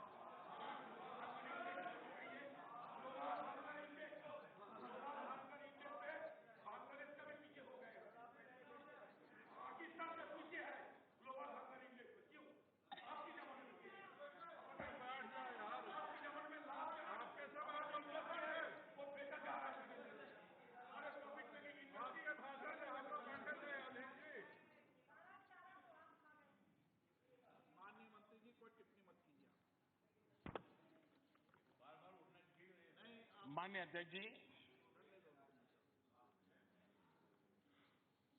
ये बात सही है कि हमने आने वाले दिनों में 100 लाख करोड़ ബഹുമാനപ്പെട്ട സ്പീക്കർ, इंफ्रास्ट्रक्चर का मिशन വരും ദിവസങ്ങളിൽ 16 കോടി അടിസ്ഥാന സൗകര്യം എന്ന ഒരു ദൌത്യം നമുക്കുണ്ടെന്നത് വസ്തുതയാണ്. कि देश की इकोनॉमी ഞങ്ങൾ അധികാരത്തിലുണ്ടായിരുന്ന കഴിഞ്ഞ തവണ സമ്പദ്ഘടനയ്ക്ക് ഒരു ഊർജ്ജസ്വലത നൽകുന്നതിനായി അടിസ്ഥാന സൗകര്യം ഒരു സുപ്രധാനമായ പങ്ക് വഹിച്ചത് നിങ്ങൾ ശ്രദ്ധിച്ചിരിക്കും. इंफ्रास्ट्रक्चर की गति അടിസ്ഥാന സൗകര്യ പ്രവർത്തനങ്ങൾക്കുള്ള ഊന്നൽ സമ്പദ്ഘടനയെ മുന്നോട്ട് നയിക്കുന്നതിനും തൊഴിൽ ലഭ്യമാക്കുന്നതിനും സഹായിച്ചിട്ടുണ്ട്. പുതിയ വ്യവസായങ്ങൾക്കും ഇത് അവസരം വാഗ്ദാനം ചെയ്യുന്നു. അതുകൊണ്ട് അടിസ്ഥാന സൗകര്യത്തിന് ഒരു തള്ളൽ നൽകുന്നതിന് ഞങ്ങൾ തീരുമാനിച്ചിട്ടുണ്ട്. के जंगलों की बात മുൻപ് അടിസ്ഥാന സൗകര്യം കോൺക്രീറ്റ് സിമന്റുമായി മാത്രമാണ് ബന്ധപ്പെട്ടിരുന്നത്. മുമ്പ് അടിസ്ഥാന സൗകര്യം എന്നാൽ ടെൻഡർ പ്രക്രിയ.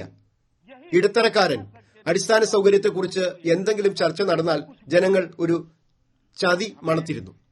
ഇന്ന് 21ാം നൂറ്റാണ്ടിലെ ആധുനിക ഇന്ത്യയ്ക്ക് വേണ്ടിയുള്ള അടിസ്ഥാന സൗകര്യം സൃഷ്ടിക്കുന്നതിനാണ് ഞങ്ങൾ ഊന്നൽ നൽകുന്നത്. ഞങ്ങളെ സംബന്ധിച്ചിടത്തോളം അടിസ്ഥാന സൗകര്യം എന്നത് വെറും കോൺക്രീറ്റും സിമന്റും മാത്രമല്ല. അടിസ്ഥാന സൗകര്യം അതിനൊപ്പം പുതിയ ഒരു ഭാവിയും കൊണ്ടുവരുന്നുവെന്ന് ഞാൻ വിശ്വസിക്കുന്നു. കാർഗിൽ മുതൽ കന്യാകുമാരി വരെയും കച്ച് മുതൽ കൊഹിമ വരെയും ബന്ധിപ്പിക്കാൻ അടിസ്ഥാന സൗകര്യത്തിന് മാത്രമേ കഴിയൂ. അഭിലാഷങ്ങളും നേട്ടങ്ങളും ബലപ്പെടുത്തുന്നതിന് അടിസ്ഥാന സൗകര്യം സഹായിക്കുന്നു. एस्पिरेशंस और अचीवमेंट्स को जोड़ने का काम ജനങ്ങളുടെ സ്വപ്നങ്ങൾക്ക് ചിറകുകൾ നൽകാൻ കഴിയുന്ന ഒന്നുണ്ടെങ്കിൽ അത് അടിസ്ഥാന സൗകര്യമാണ്. उड़ान देने की ताकत ജനങ്ങളുടെ സൃഷ്ടിപരതയെ ഉപഭോക്താക്കളുമായി ബന്ധിപ്പിക്കാൻ കഴിയുന്നത് അടിസ്ഥാന സൗകര്യത്തിലൂടെ മാത്രമാണ്. कंज्यूमर्स के साथ जोड़ने का काम ഒരു കുട്ടിയെ വിദ്യാലയവുമായി ബന്ധിപ്പിക്കുന്നത് പ്രത്യക്ഷത്തിൽ ചെറുതായി തോന്നാം. എന്നാൽ അടിസ്ഥാന സൗകര്യമാണ് അതും ചെയ്യുന്നത്. छोटा ही क्यों ना വ്യാപാരികളെ അവരുടെ ഉപഭോക്താക്കളുമായി ബന്ധിപ്പിക്കുന്നത് അടിസ്ഥാന സൗകര്യമാണ്. ഗർഭിണിയായ ഒരു മാതാവിനെ ആശുപത്രിയുമായി ബന്ധിപ്പിക്കുന്നതും അടിസ്ഥാന സൗകര്യമാണ്. काम भी അതുകൊണ്ട് ജലസേചനം മുതൽ വ്യവസായം വരെ, സാമൂഹിക അടിസ്ഥാന സൗകര്യം മുതൽ ഗ്രാമീണ അടിസ്ഥാന സൗകര്യം വരെ, जोड़ने का काम റോഡുകൾ മുതൽ തുറമുഖങ്ങൾ വരെ, വ്യോമയാനം മുതൽ ജലപാത വരെ നിരവധി മുൻകൈകൾ ഞങ്ങൾ കൈക്കൊണ്ടിട്ടുണ്ട്. करता है. ജനങ്ങൾ ഇതൊക്കെ കണ്ടതുകൊണ്ട് അവർ ഞങ്ങളെ ഈ സ്ഥിതിയിൽ എത്തുന്നതിന് സഹായിച്ചു. ഇതാണ് അടിസ്ഥാന സൗകര്യത്തിന്റെ ശക്തി. और इसलिए इरिगेशन से लेकर के इंडस्ट्री तक, सोशल इंफ्रास्ट्रक्चर से लेकर के रूरल इंफ्रास्ट्रक्चर तक, रोड से लेकर के पोर्ट तक और एयरवेज से लेकर के वाटरवेज तक हमने अनेक ऐसे इनिशिएटिव लिए हैं. गत 5 वर्ष में देश ने देखा है और लोगों ने जब देखा है तभी तो यहां बिठाया है. जी, यही तो इंफ्रास्ट्रक्चर है जो यहां पहुंचाता है.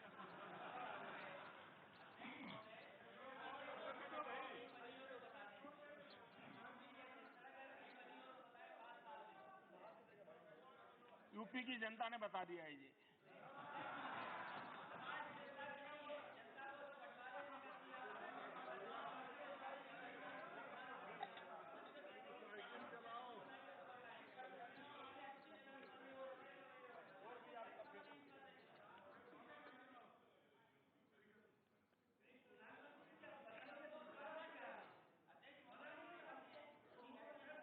माननीय अध्यक्ष जी, मैं एक उदाहरण देना चाहता हूं कि हमारे यहां इंफ्रास्ट्रक्चर के क्षेत्र में कैसे काम होता था। हमारे यहां इंफ्रास्ट्रक्चर में कैसे काम होता था। ये सिर्फ हमारा दिल्ली का ही विचार ले लीजिए। ये दिल्ली में ബഹുമാനപ്പെട്ട സ്പീക്കർ, അടിസ്ഥാന സൗകര്യ മേഖലയിൽ എങ്ങനെയാണ് കാര്യങ്ങൾ നടക്കുന്നത് എന്നതിന്റെ ഒരു ഉദാഹരണം ഞാൻ നൽകാം. ഉദാഹരണത്തിന് ഡൽഹി എടുക്കുക. ആയിരക്കണക്കിന് ട്രക്കുകൾ ഡൽഹി വഴി പോകുന്നത് ഗതാഗത കുരുക്കിനും പാരിസ്ഥിതിക മലിനീകരണത്തിനും കാരണമാകുന്നു. ഡൽഹി ചുറ്റിവരുന്ന എക്സ്പ്രസ് വേ 2009 പൂർത്തിയാക്കുന്നതിനുള്ള പ്രമേയം UPA എടുത്തു. 2014 ഞങ്ങൾ അധികാരത്തിൽ വരുമ്പോൾ അത് കടലാസിൽ മാത്രമാണെന്ന് ഞങ്ങൾ കണ്ടു. कागज पे ही वो लकीरें बनकर के पड़ा हुआ था और 2014 के बाद मिशन मोड में हमने काम लिया और आज पेरिफेरल एक्सप्रेसवे का काम हो गया। 40,000 से ज्यादा ट्रकें जो आज दिल्ली में नहीं आती सीधी बाहर जाती हैं और दिल्ली को प्रदूषण से बचाने में एक अहम कदम ये भी है। लेकिन इंफ्रास्ट्रक्चर का महत्व क्या होता है? 2009 तक पूरा करने का सपना 2014 तक कागज के लकीर बनकर के पड़ा रहा हो, ये अंतर है। उसको समझने के लिए थोड़ा टाइम लगेगा।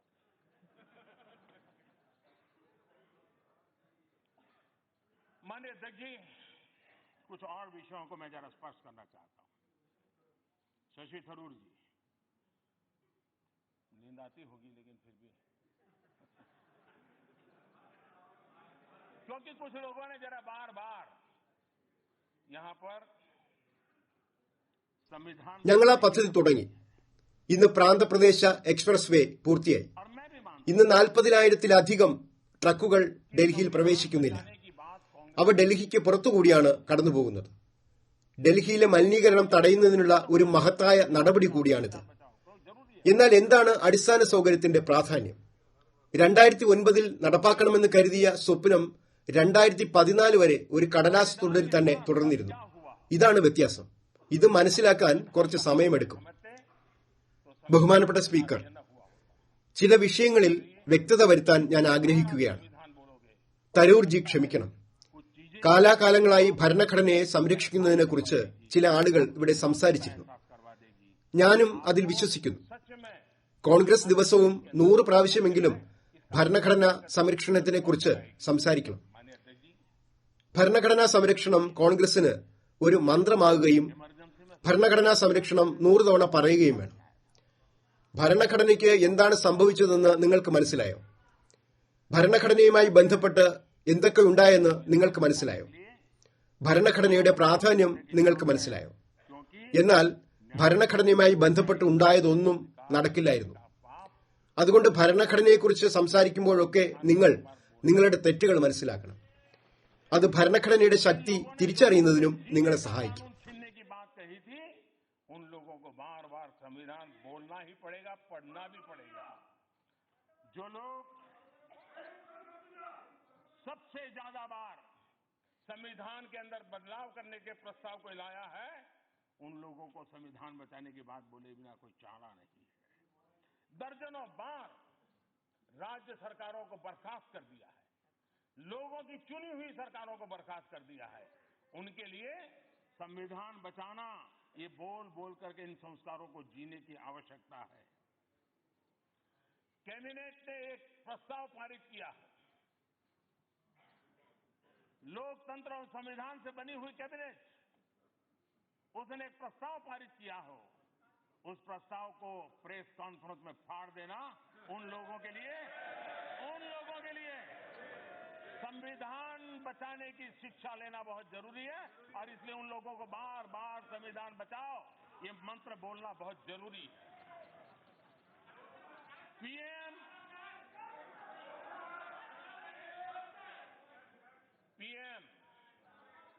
और पीएमओ के ऊपर नेशनल ബഹുമാനപ്പെട്ട സ്പീക്കർ, ഇതാണ് ശരിയായ സമയം. रिमोट कंट्रोल से അടിയന്തരാവസ്ഥ കാലത്തെ എന്തുകൊണ്ടാണ് നിങ്ങൾ ഭരണഘടനയെ സംരക്ഷിക്കുന്നതിനെക്കുറിച്ച് പരിഗണിക്കാതിരുന്നത്?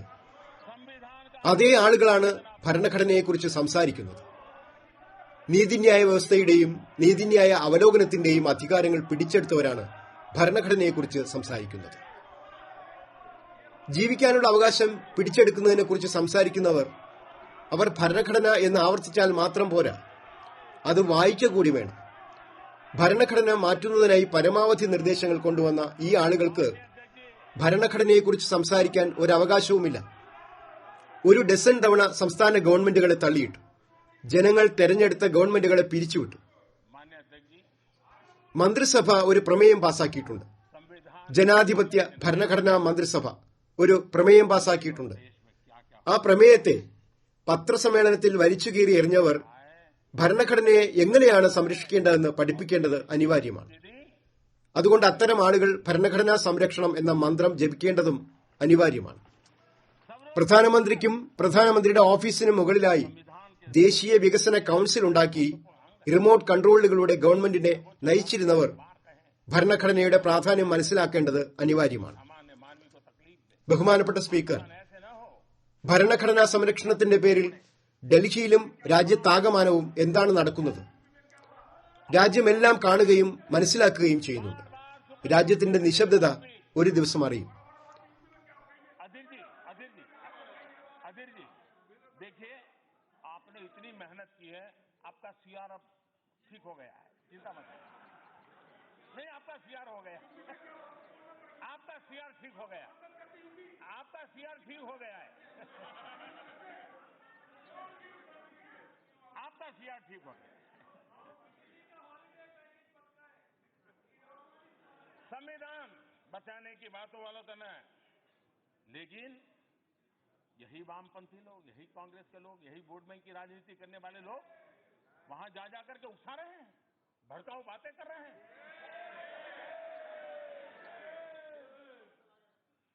माननीय अध्यक्ष जी, एक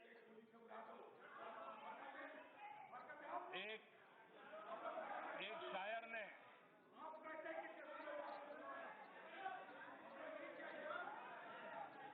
माननीय अध्यक्ष जी, एक शायर ने कहा സുപ്രീം കോടതി ഭരണഘടനയുടെ ഒരു സുപ്രധാന ഭാഗമാണ്. तरीके से ഒരു പ്രതിഷേധവും ജനങ്ങൾക്ക് ബുദ്ധിമുട്ടുണ്ടാക്കരുതെന്നും खूब पर्दा ഒരു പ്രക്ഷോഭവും അക്രമാസക്തമാകരുതെന്നും സുപ്രീം കോടതി ആവർത്തിച്ചു പറയുന്നു. है कि चिलमन से लगे बैठे हैं। ഭരണഘടനയെ സംരക്ഷിക്കണമെന്ന് പറയുന്ന ഇതേ ആൾക്കാർ, ഈ കമ്മ്യൂണിസ്റ്റുകൾ, ഈ കോൺഗ്രസുകാർ തങ്ങളുടെ വോട്ട് ബാങ്ക് രാഷ്ട്രീയത്തിനായി ജനങ്ങളെ ചീത്ത പ്രവൃത്തി ചെയ്യാൻ പ്രേരിപ്പിക്കുകയാണ്. ബഹുമാനപ്പെട്ട സ്പീക്കർ, ഒരു കവി പറഞ്ഞിട്ടുണ്ട്, पब्लिक सब जानती है, सब समझती है, जिस तरह के बयान दिए गए ബഹുമാനപ്പെട്ട സ്പീക്കർ, ഈ സഭയിലെ ചില നേതാക്കൾ നടത്തുന്ന പ്രസ്താവനയിൽ ഉപയോഗിക്കുന്ന ഭാഷ അങ്ങേയറ്റം ഖേദജനകമാണ്. പശ്ചിമ ബംഗാളിൽ പീഡിപ്പിക്കപ്പെട്ട നിരവധി ആളുകൾ ഇവിടെ ഇരിക്കുന്നുണ്ട്. ദാദ അവിടെ നടക്കുന്ന കാര്യങ്ങൾ വിസ്തരിച്ചു പറഞ്ഞാൽ അങ്ങ് തീർച്ചയായും വേദനിക്കും. നിരപരാധികൾ എങ്ങനെയാണ് വധിക്കപ്പെടുന്നത് എന്ന് അവർക്ക് നന്നായി അറിയാം. भी वहां पहुंच जाते हैं, इसका बहुत बड़ा अफसोस है। कांग्रेस के समय में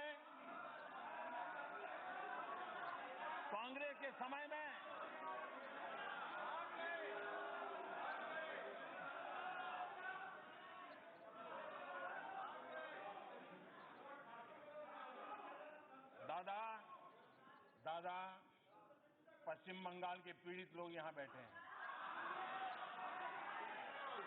अगर वे वहां क्या चल रहा है इसका कच्चा चिट्ठा खोल देंगे ना, तो दादा आपको तकलीफ होगी, दादा आपको तकलीफ होगी।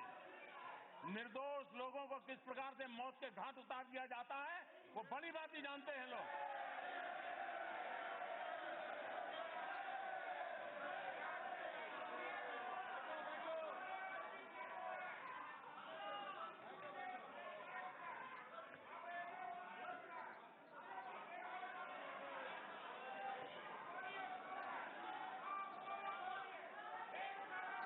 अध्यक्ष जी,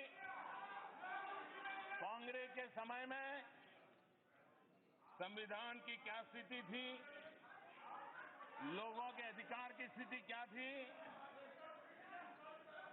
ये मैं जरा इनको पूछना चाहता हूं। अगर संविधान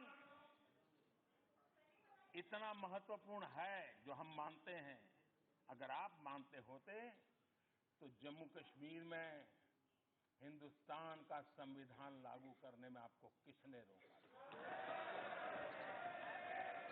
इसी संविधान के दिए अधिकारों से जम्मू कश्मीर के मेरे भाइयों बहनों को वंचित रखने का पाप किसने किया था? और शशि जी, आप तो जम्मू कश्मीर के दामाद रहे हैं, अरे उन बेटियों की चिंता करते हैं, आप संविधान की बात करते हो। और इसलिए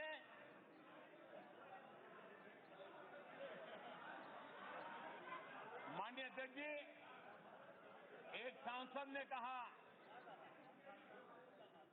माननीय सांसद ने कहा कि जम्मू कश्मीर ने अपनी आइडेंटिटी खोई है।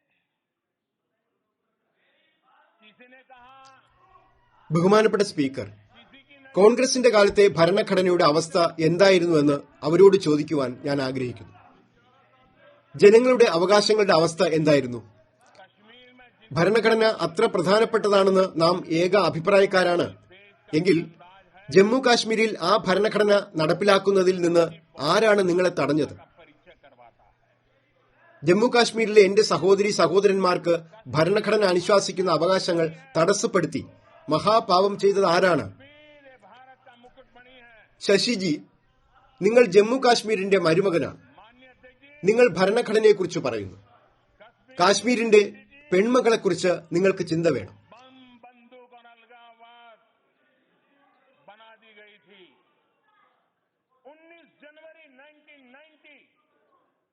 जो लोग आइडेंटिटी की बात करते हैं, 19 जनवरी 1990 वो काली रात, उसी दिन कुछ लोगों ने कश्मीर की आइडेंटिटी को दफना दिया था।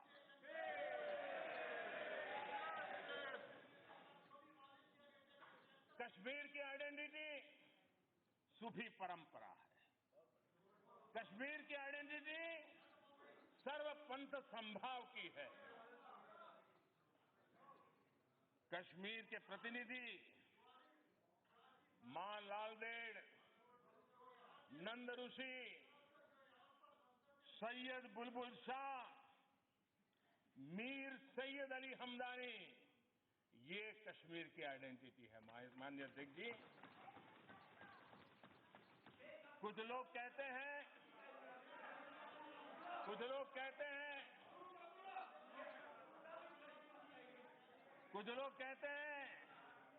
आर्टिकल 370 हटाने के बाद आग लग जाएगी। कैसे भविष्य वेदता है? आग लग जाएगी 370 हटाने के बाद। और आज जो लोग बोलते हैं, मैं उनको कहना चाहता हूं, कुछ लोग कहते हैं कुछ नेता जेल में है, डिगना है, फलाना है, वगैरह वगैरह। जरा मैं इस सदन, ये संविधान की रक्षा करने वाला सदन है, ये संविधान को समर्पित सदन है, ये संविधान का गौरव करने वाला सदन है, ये संविधान के प्रति दायित्व निभाने वाले सदस्यों से बना हुआ सदन है। तब जाकर के मैं सभी मान्य सदस्यों के आत्मा को छूने की आज कोशिश करना चाहता हूं, अगर है तो। ബഹുമാനപ്പെട്ട സ്പീക്കർ, ബഹുമാനപ്പെട്ട ഒരു അംഗം പറഞ്ഞത് ജമ്മു കാശ്മീരിന് അതിന്റെ വ്യക്തിത്വം നഷ്ടപ്പെട്ടിരിക്കുന്നു എന്നാണ്.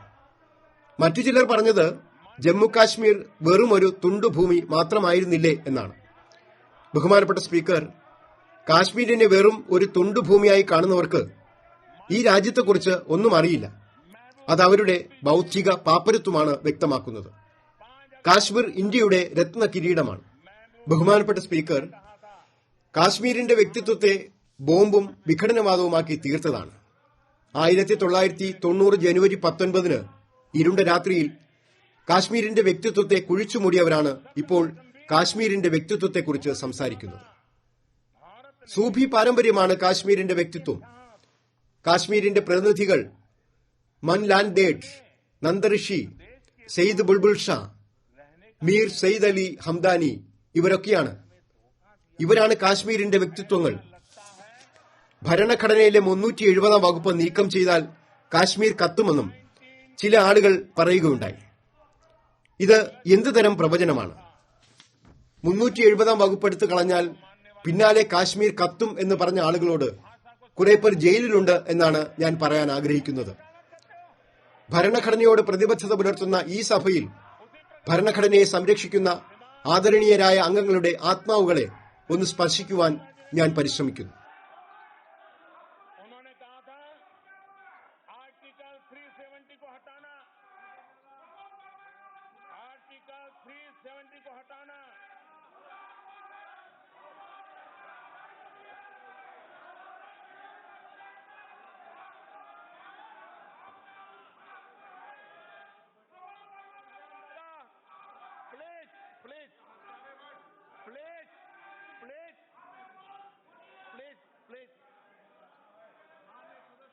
माननीय अध्यक्ष जी, उमर अब्दुल्ला जी ने कहा था कि ബഹുമാനപ്പെട്ട സ്പീക്കർ, എന്താണ് ഓഗസ്റ്റ് 5-ന് മുഫ്തി മെഹബൂബ പറഞ്ഞത്? ഭരണഘടനയോട് പ്രതിബദ്ധതയുള്ള ആളുകളോട് അഭ്യർത്ഥിക്കുവാൻ ഞാൻ ആഗ്രഹിക്കുന്നു. ദയവായി ഇത് ശ്രവിക്കുക. ഇന്ത്യ കാശ്മീരിനെ ചതിച്ചു എന്നാണ് മെഹബൂബ പറഞ്ഞത്. ഇത് വളരെ ഗുരുതരമാണ്. ഒപ്പം ജീവിച്ചുകൊള്ളാമെന്ന് സമ്മതിച്ച ഒരു രാജ്യം നമ്മെ ചതിക്കുകയായിരുന്നു. അതായത് 1947-ൽ നാം എടുത്ത തീരുമാനം തെറ്റായിരുന്നു എന്ന് തോന്നുന്നു. ഭരണഘടനയെ ഉയർത്തിപ്പിടിക്കുന്ന ആളുകൾക്ക് ഇത്തരം ഭാഷ അംഗീകരിക്കാനാവുമോ? നിങ്ങൾ അവർക്ക് വേണ്ടിയാണ് വാദിക്കുന്നത്. നിങ്ങൾ അവരെയാണ് പിന്തുണയ്ക്കുന്നത്. അതുപോലെ 370 വകുപ്പ് പിൻവലിച്ചാൽ കാശ്മീരിൽ ഭൂകമ്പമുണ്ടാകുമെന്നാണ് പറഞ്ഞത്. അതോടെ കാശ്മീർ ഇന്ത്യയിൽ നിന്ന് എന്നേക്കുമായി വേർതിരിഞ്ഞു പോവുകയും ചെയ്യും എന്നാണ് ശ്രീ ഒമർ അബ്ദുള്ള പറഞ്ഞത്.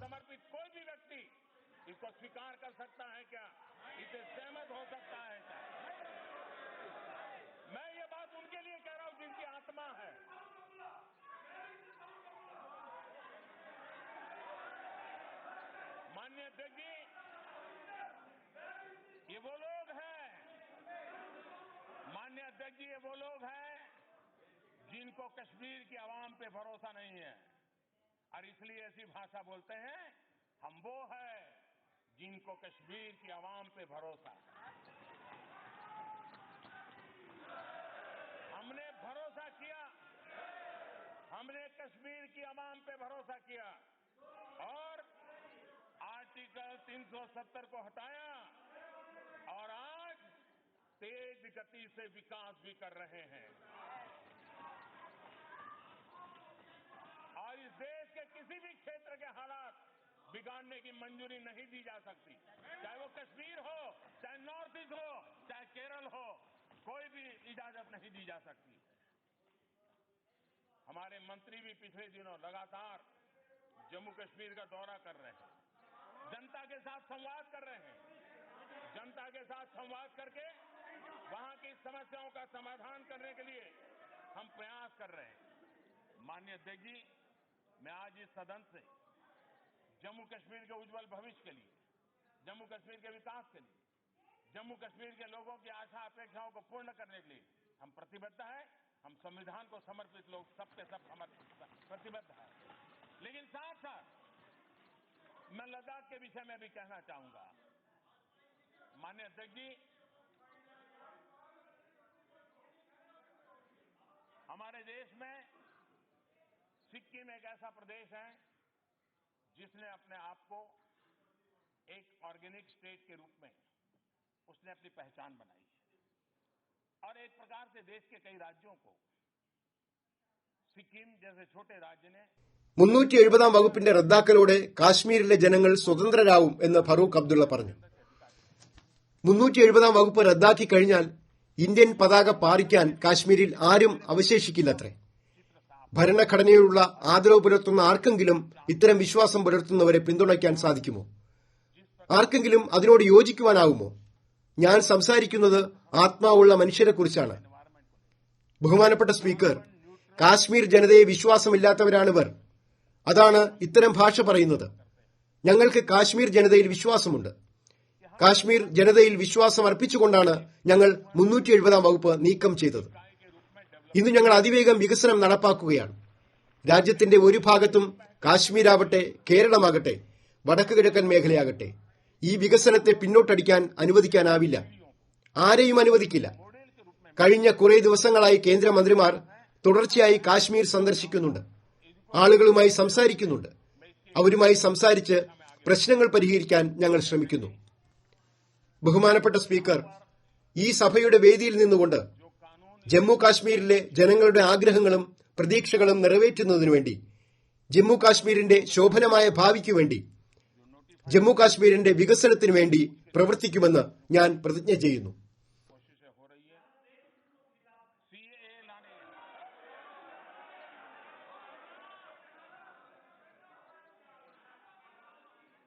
कुछ लोग कह रहे हैं सीएए लाने की इतनी जल्दी क्या थी।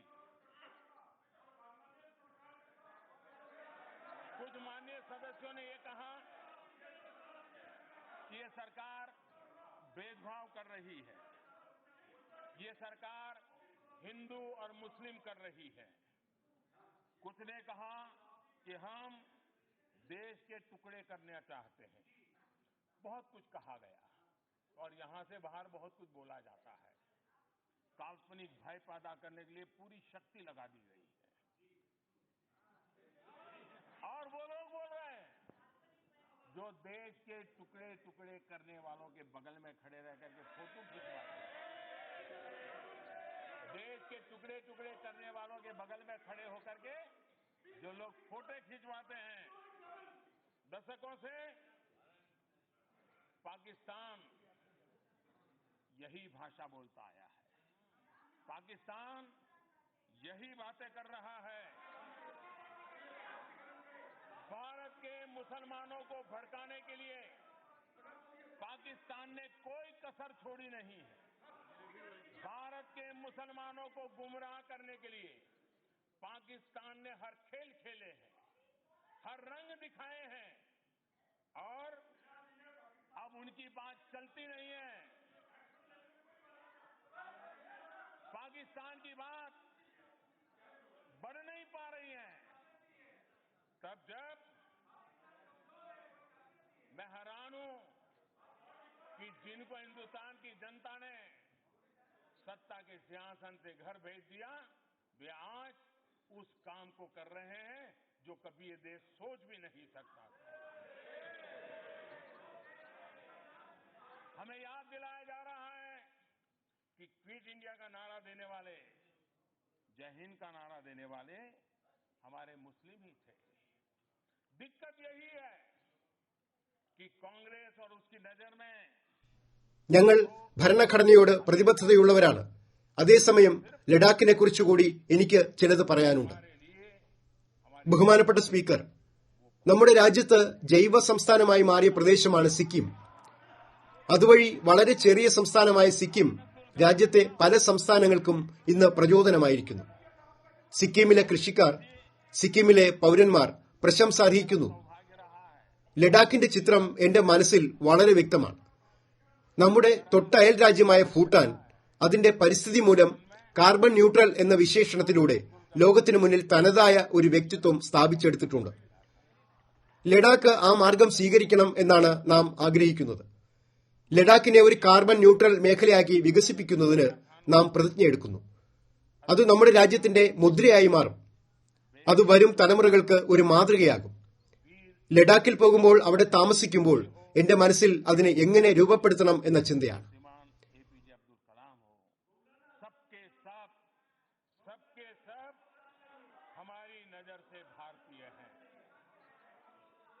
सदन का समय ज्यादा लेने के लिए मैंने नाम कुछ कम बोले। आप जोड़ देना ना, जो भी ये नाम लिखवा दे मेरे भाषण में लिख देना।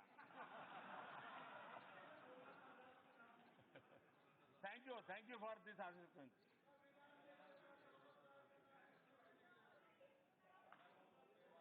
माननीय अध्यक्ष जी, कांग्रेस उसके जैसे दलों ने जिस दिन भारत को भारत की नजर से देखना शुरू किया, उसे अपनी गलती का एहसास होगा।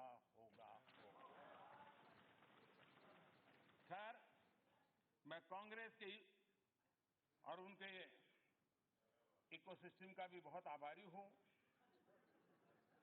उन्होंने सिटीजनशिप अमेंडमेंट एक्ट को लेकर के हो हल्ला मचाए रखा हुआ है। अगर ये विरोध नहीं करते, ये इतना हो हल्ला नहीं करते, तो शायद उनका असली रूप देश को पता ही नहीं चलता। ബഹുമാനപ്പെട്ട സ്പീക്കർ, ഈ സഭ പാസാക്കിയ, ഇരു സഭകളും ചേർന്ന് പാസാക്കിയ അതിന്റെ ചില ഭേദഗതി വിജ്ഞാപനവും പുറപ്പെടുവിച്ചു കഴിഞ്ഞ് അത് നടപ്പാക്കാൻ ശ്രമിക്കുമ്പോൾ ചിലർ ചോദിക്കുകയാണ്, പൌരത്വ നിയമ ഭേദഗതി നിയമം നടപ്പിലാക്കാൻ എന്താണ് ഇത്ര തിടുക്കം എന്ന്.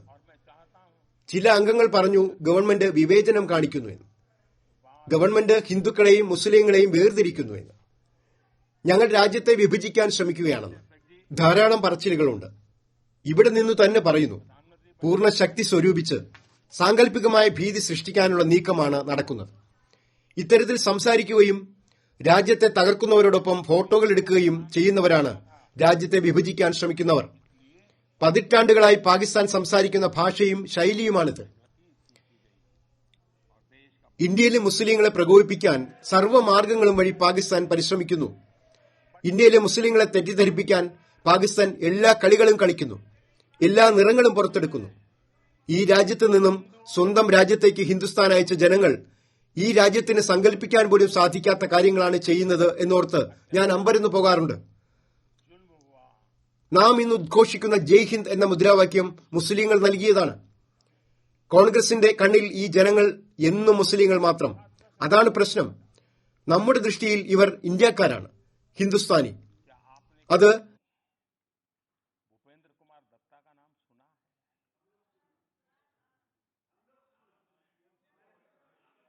दादा, आप कांग्रेस में चले गए? अरे ममता दीदी भाषण सुन रही है।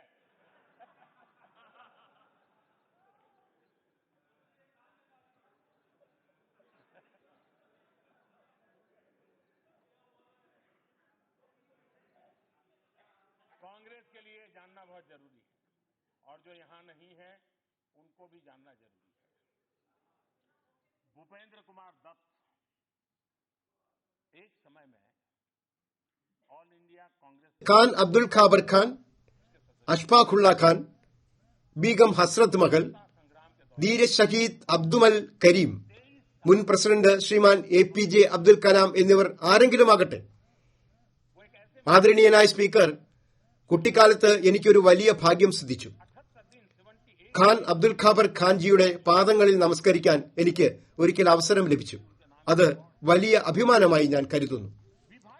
ബഹുമാനപ്പെട്ട സ്പീക്കർ, ഖാൻ അബ്ദുൽ ഖാബർ ഖാൻ ആകട്ടെ, അഷ്ഫുള്ള ഖാൻ, ബീഗം ഹസ്രത്ത് മഹൽ ആരോ ആകട്ടെ, വീർ ഷഹീദ് അബ്ദുൽ കരീം ആകട്ടെ, മുൻ പ്രസിഡന്റ് ശ്രീമാൻ APJ അബ്ദുൽ കലാം ആകട്ടെ, ഞങ്ങളുടെ കാഴ്ചയിൽ എല്ലാവരും ഇന്ത്യക്കാർ മാത്രം.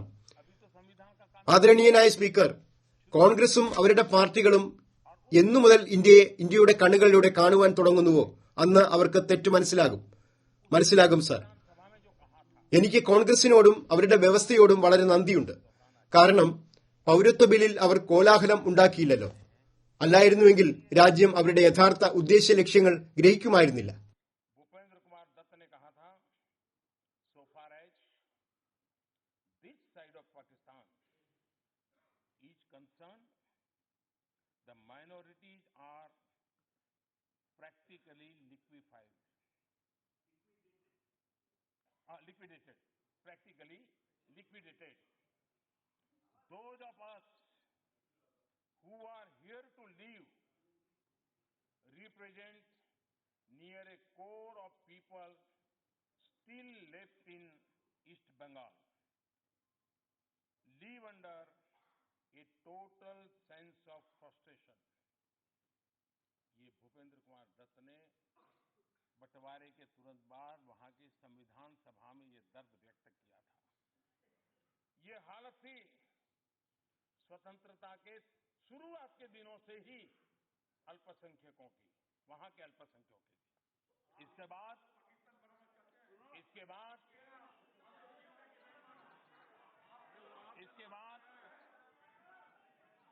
पाकिस्तान में स्थिति इतनी खराब हो गई कि भूपेंद्र दत्त को भारत आकर के शरण लेनी पड़ी और बाद में उनका निधन भी ये मां भारती की गोद में हुआ। तब के पाकिस्तान में आपके लिए तो कुछ नहीं हुआ जी, कुछ नहीं हुआ। आपके लिए तो सामान्य, आए तो आए, मरे तो मरे। यही आपकी सोच है, यही आपकी सोच है महापुरुष, यही आपकी सोच है।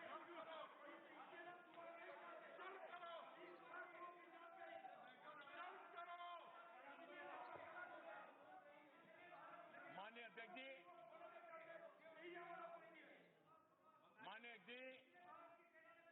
सबके पाकिस्तान में एक और बड़े स्वतंत्र सेनानी रुक गए थे, जोगेंद्रनाथ मंडल।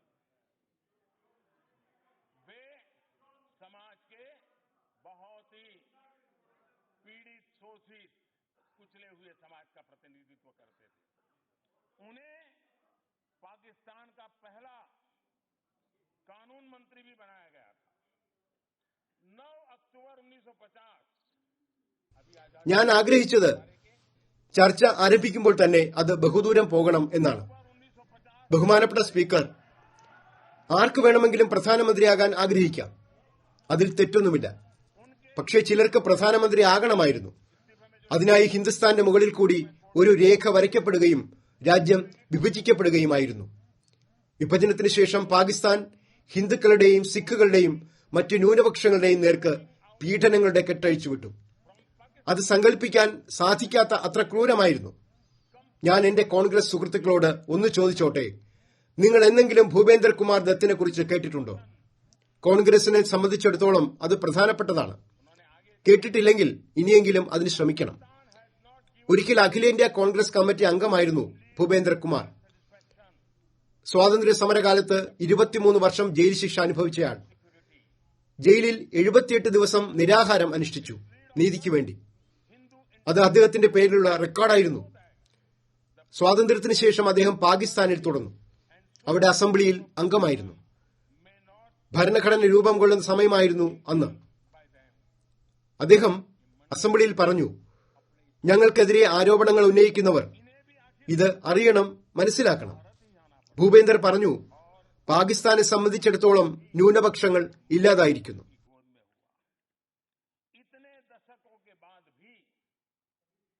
पाकिस्तान की सोच नहीं बदली है। वहां आज भी अल्पसंख्यकों पर अत्याचार हो रहे हैं। अभी नानकाना साहब के साथ क्या हुआ वो सारे देश और दुनिया ने देखा है। और ये ऐसा ही नहीं है कि सिर्फ हिंदू और सिखों के साथ होता है, और भी माइनॉरिटी के साथ ऐसा ही जुल्म वहां होता है।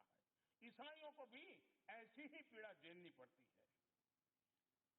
सदन के में चर्चा के दौरान गांधी जी के कथन को लेकर के भी बात कही गई। कहा गया कि सीए पर सरकार जो कह रही है वो गांधी जी की भावना नहीं थी। खैर, कांग्रेस जैसे दलों ने तो गांधी जी की बातों को तो दशकों पहले छोड़ दिया था।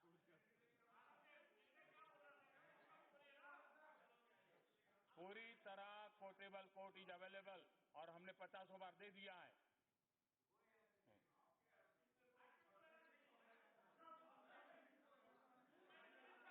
लेकिन आपने तो गांधी जी को छोड़ दिया है और इसलिए न देश आपसे कोई अपेक्षा करता है,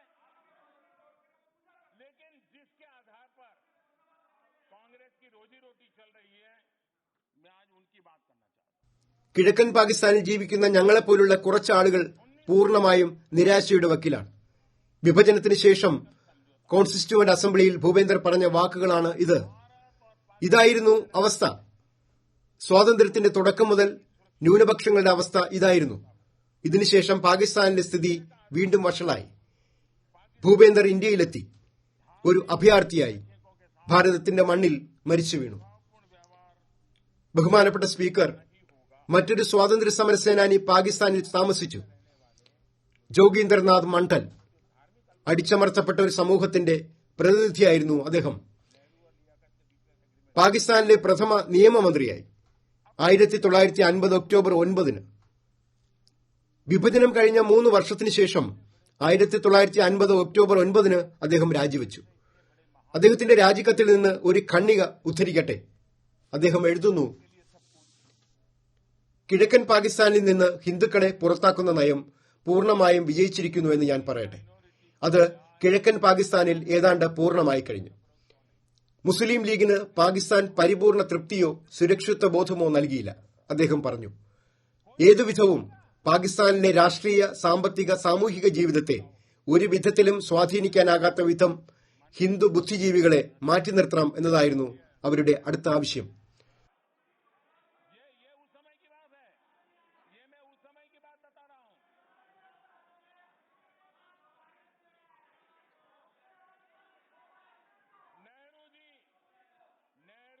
समझौते में पाकिस्तान की माइनॉरिटी इस बात पर कैसे मान गए? जरूर कुछ न कुछ वजह होगी. जो बात हम बता रहे हैं आज, वही बात उस समय नेहरू जी ने बताई.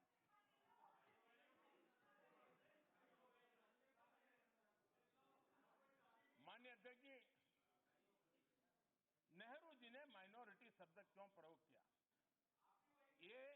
ये आप बोलेंगे नहीं क्योंकि आपको तकलीफ है, लेकिन नेहरू जी खुद इसका जवाब देके गए. मुझे मालूम है आप उनको भी छोड़ दोगे, जहां जरूरत पड़े आप किसी को भी छोड़ सकते. नेहरू जी ने नेहरू लियाकत समझौता साइन होने के एक साल पहले असम के तत्कालीन मुख्यमंत्री श्रीमान गोपीनाथ जी को एक पत्र लिखा था. और गोपीनाथ जी को पत्र में जो लिखा था उसमें कोट करना चाहता हूं. उन्होंने पत्र में लिखा था, जो लोग हमको कहते हैं ना हम हिंदू मुस्लिम कर रहे हैं. തന്റെ രാജിക്കത്തിൽ മണ്ഡൽജി ഇക്കാര്യം എഴുതിയിരുന്നു. അദ്ദേഹവും ഇന്ത്യയിലെത്തുകയും ഭാരതാംബയുടെ മടിത്തട്ടിൽ വെച്ച് മരണമടയുകയും ചെയ്തു.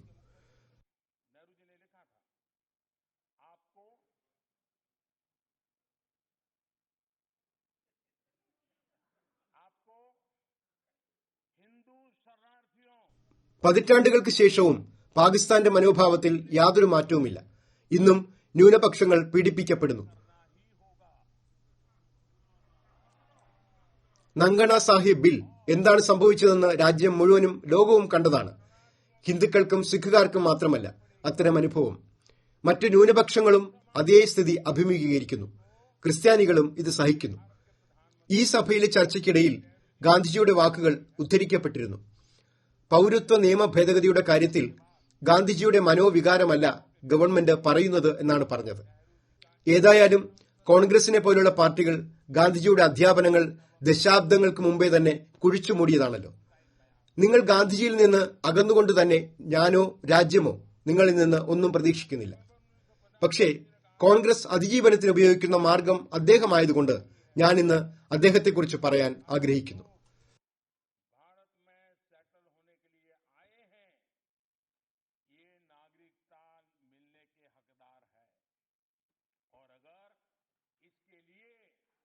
कानून अनुकूल नहीं है तो कानून में बदलाव किया जाना चाहिए.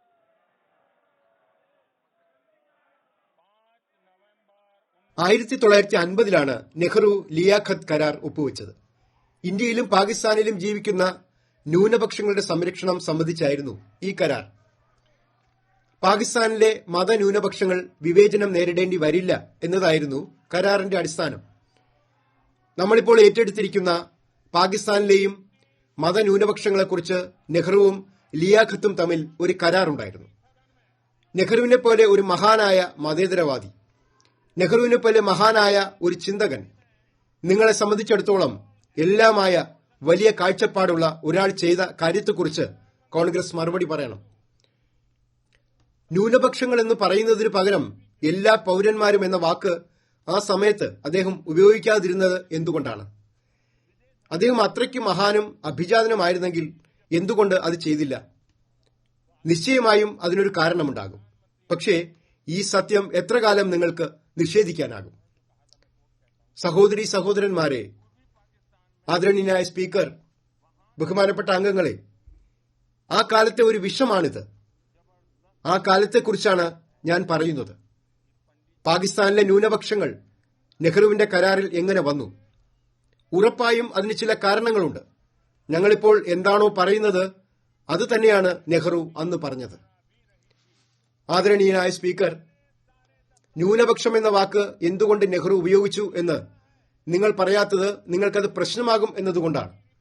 പക്ഷേ നെഹ്റു തന്നെ അതിന് ഉത്തരം നൽകിയിരിക്കുന്നു. നെഹ്റുവും ലിയാഖത്തും തമ്മിലുള്ള കരാറിന് ഒരു വർഷം മുൻപ് അന്നത്തെ അസം മുഖ്യമന്ത്രി ശ്രീമാൻ ഗോപിനാഥ് ജിക്ക് നെഹ്റു ഒരു കത്തെഴുതിയിരുന്നു. അതിൽ പറഞ്ഞിരുന്നത് ഞാൻ ഉദ്ധരിക്കാൻ ആഗ്രഹിക്കുന്നു. നെഹ്റു എഴുതി, ഹിന്ദു അഭയാർത്ഥികളെയും മുസ്ലിം കുടിയേറ്റക്കാരെയും നിങ്ങൾ വ്യത്യസ്തരായി കാണണം. ഈ അഭയാർത്ഥികളുടെ ഉത്തരവാദിത്വം രാജ്യം ഏറ്റെടുക്കേണ്ടതുണ്ട്. ഈ കത്ത് അന്നത്തെ അസം മുഖ്യമന്ത്രിക്ക് ഭാരതത്തിന്റെ പ്രധാനമന്ത്രി പണ്ഡിറ്റ് നെഹ്റുജി എഴുതിയതാണ്. നെഹ്റു ലിയാഖത്ത് കരാറിന് മാസങ്ങൾക്ക് ശേഷം 1950 നവംബർ 5 ഇതേ പാർലമെന്റിൽ നെഹ്റുജി സംസാരിച്ചു. പ്രശ്നബാധിതരായി ഇന്ത്യയിലേക്ക് വന്ന് ഇവിടെ ജീവിക്കാൻ ആഗ്രഹിക്കുന്നവർക്ക് പൌരത്വം നൽകണം എന്നതിൽ ഒരു സംശയവുമില്ല. അതിന് നിയമം അനുകൂലമല്ലെങ്കിൽ ആ നിയമം മാറ്റണം എന്നാണ് അദ്ദേഹം പറഞ്ഞത്.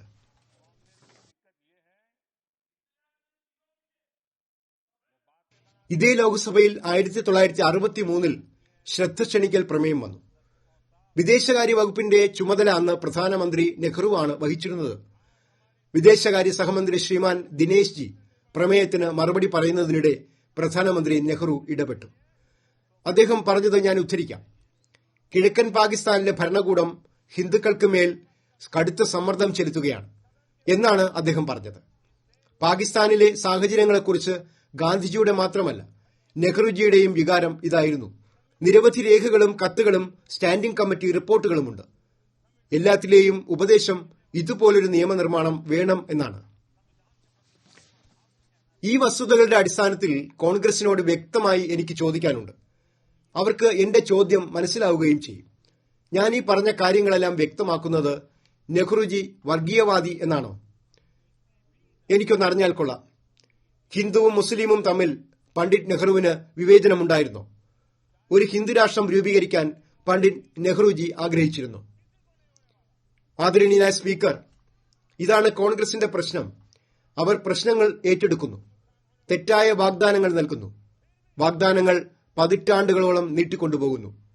നമ്മുടെ രാഷ്ട്രശില്പികളുടെ വികാരത്തിന്റെ അടിസ്ഥാനത്തിൽ ഇന്നിപ്പോൾ ഈ ഗവൺമെന്റ് തീരുമാനമെടുക്കുമ്പോൾ കോൺഗ്രസിന് അത് പ്രശ്നമാണ്.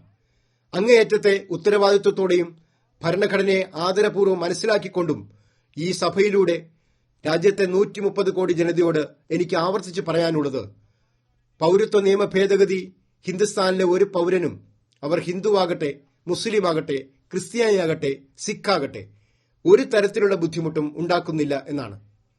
ഭരണഘടനയോടുള്ള പരിപൂർണ ആദരവോടെയാണ് ഞാനിത് പറയുന്നത്. ഈ ഭേദഗതി അവർക്കാർക്കും ഒരു പ്രത്യാഘാതം ഉണ്ടാക്കില്ല.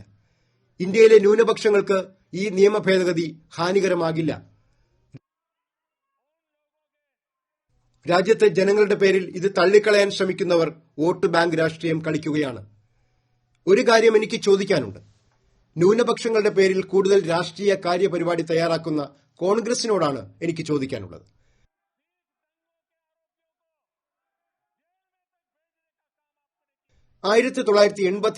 ഡൽഹി കലാപം കോൺഗ്രസ് ഓർക്കുന്നുണ്ടോ? അവർ ന്യൂനപക്ഷങ്ങളായിരുന്നില്ലേ? ഞങ്ങളുടെ സിഖ് സഹോദരന്മാരുടെ കഴുത്തിനു ചുറ്റും ടയറുകൾ വച്ച് നിങ്ങൾ ജീവനോടെ കത്തിച്ചു. അതുമാത്രമല്ല, സിഖുകാർക്കെതിരായ കലാപത്തിന്റെ പേരിൽ പ്രതിസ്ഥാനത്തുള്ളവരെ നിങ്ങൾ മുഖ്യമന്ത്രിമാരാക്കി.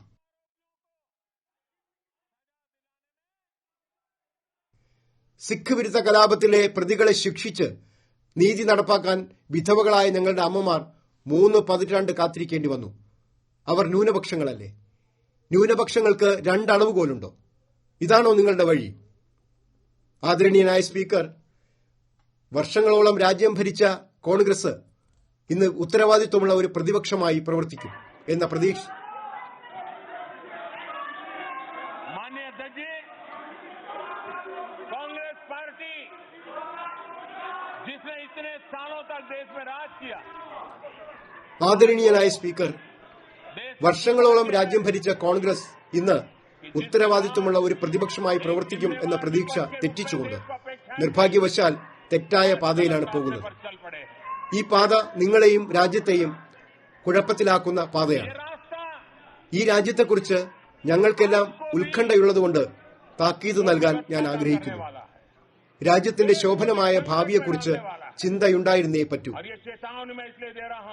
നിങ്ങൾ ചിന്തിച്ചു നോക്കൂ, നിങ്ങളുടെ ഗവൺമെന്റ് ഭരിക്കുന്ന രാജസ്ഥാനിൽ നിയമസഭ എന്തെങ്കിലും തീരുമാനമെടുക്കുകയും ആരും അത് അനുസരിക്കാൻ തയ്യാറാകാതെ പ്രകടനങ്ങളും അക്രമവും തീവയ്പും നടത്തിയാൽ എന്തായിരിക്കും സ്ഥിതി? മധ്യപ്രദേശിലും നിങ്ങളാണല്ലോ ഭരിക്കുന്നത്.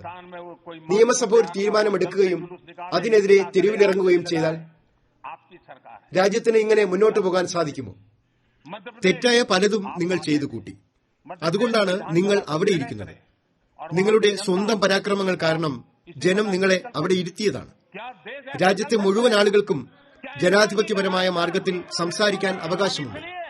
പക്ഷേ നുണകളും ഊഹങ്ങളും പ്രചരിപ്പിച്ചുകൊണ്ട് ജനങ്ങളെ തെറ്റിദ്ധരിപ്പിച്ച് രാജ്യത്തിനു വേണ്ടി നമുക്ക് നല്ലതൊന്നും ചെയ്യാൻ കഴിയില്ല. രാജ്യത്തെ മുഴുവൻ ആളുകൾക്കും ജനാധിപത്യപരമായ മാർഗത്തിൽ സംസാരിക്കാൻ അവകാശമുണ്ട്. പക്ഷേ നുണകളും ഊഹങ്ങളും പ്രചരിപ്പിച്ചുകൊണ്ട് ജനങ്ങളെ തെറ്റിദ്ധരിപ്പിച്ച് രാജ്യത്തിനു വേണ്ടി നമുക്ക് നല്ലതൊന്നും ചെയ്യാൻ കഴിയില്ല. അതുകൊണ്ടാണ് ഭരണഘടന കയ്യിലെടുക്കാൻ ഞാൻ ഇന്ന് പ്രത്യേകമായി ജനങ്ങളോട് ആവശ്യപ്പെടുന്നത്. വരൂ, ഭരണഘടനയെ ബഹുമാനിക്കൂ. വരൂ, നമുക്ക് ഒന്നിച്ചിരിക്കുകയും രാജ്യത്തെ മുന്നോട്ട് നയിക്കുകയും ചെയ്യാം. നമുക്ക് രാജ്യത്തെ മുന്നോട്ട് നയിക്കാം. $1 ട്രില്യൺ സമ്പദ്ഘടനയിലേക്ക് രാജ്യത്തെ എത്തിക്കാനുള്ള ഇച്ഛാശക്തിയോടെ നമുക്കത് ചെയ്യാം. വരൂ, ഇപ്പോഴും ശുദ്ധമായ കുടിവെള്ളം ലഭിക്കാത്ത രാജ്യത്തെ 15 കോടി കുടുംബങ്ങൾക്ക് ശുദ്ധജലം നൽകാൻ പ്രതിജ്ഞയെടുക്കാം. വരൂ, രാജ്യത്തെ മുഴുവൻ പാവപ്പെട്ടവർക്കും നല്ല വീട് ലഭ്യമാക്കാൻ നമുക്ക് യോജിച്ച് പ്രവർത്തിക്കാം. അങ്ങനെ അവർക്ക് നല്ല വീട് കിട്ടട്ടെ. വരൂ, രാജ്യത്തെ കർഷകരാകട്ടെ, മത്സ്യത്തൊഴിലാളികളാകട്ടെ, കാലി വളർത്തുന്നവരാകട്ടെ, അവർക്കൊക്കെ വിജയകരമായി വരുമാനം വർദ്ധിപ്പിക്കുന്നതിനു വേണ്ടി നമുക്ക് യോജിച്ച് പ്രവർത്തിക്കാം. എല്ലാ പഞ്ചായത്തുകളിലും നമുക്ക് ബ്രോഡ്ബാൻഡ് കണക്ടിവിറ്റി നൽകാം. വരൂ, ഏക ഭാരതം ശ്രേഷ്ഠ ഭാരതം എന്ന മുദ്രാവാക്യം യാഥാർത്ഥ്യമാക്കാനുള്ള ഒരു പ്രതിജ്ഞയോടെ നമുക്ക് മുന്നേറാം. ആദരണീയനായ സ്പീക്കർ, രാജ്യത്തിന്റെ ശോഭന ഭാവിക്ക് വേണ്ടി നമുക്ക് ഒന്നിച്ചിരിക്കാം എന്ന ഈ വികാരത്തോടെ മാത്രം ഞാൻ ആദരണീയ രാഷ്ട്രപതിക്ക് നന്ദി അറിയിക്കുന്നു. താങ്കൾക്കും എന്റെ പ്രത്യേക കൃതജ്ഞത അറിയിക്കുന്നു.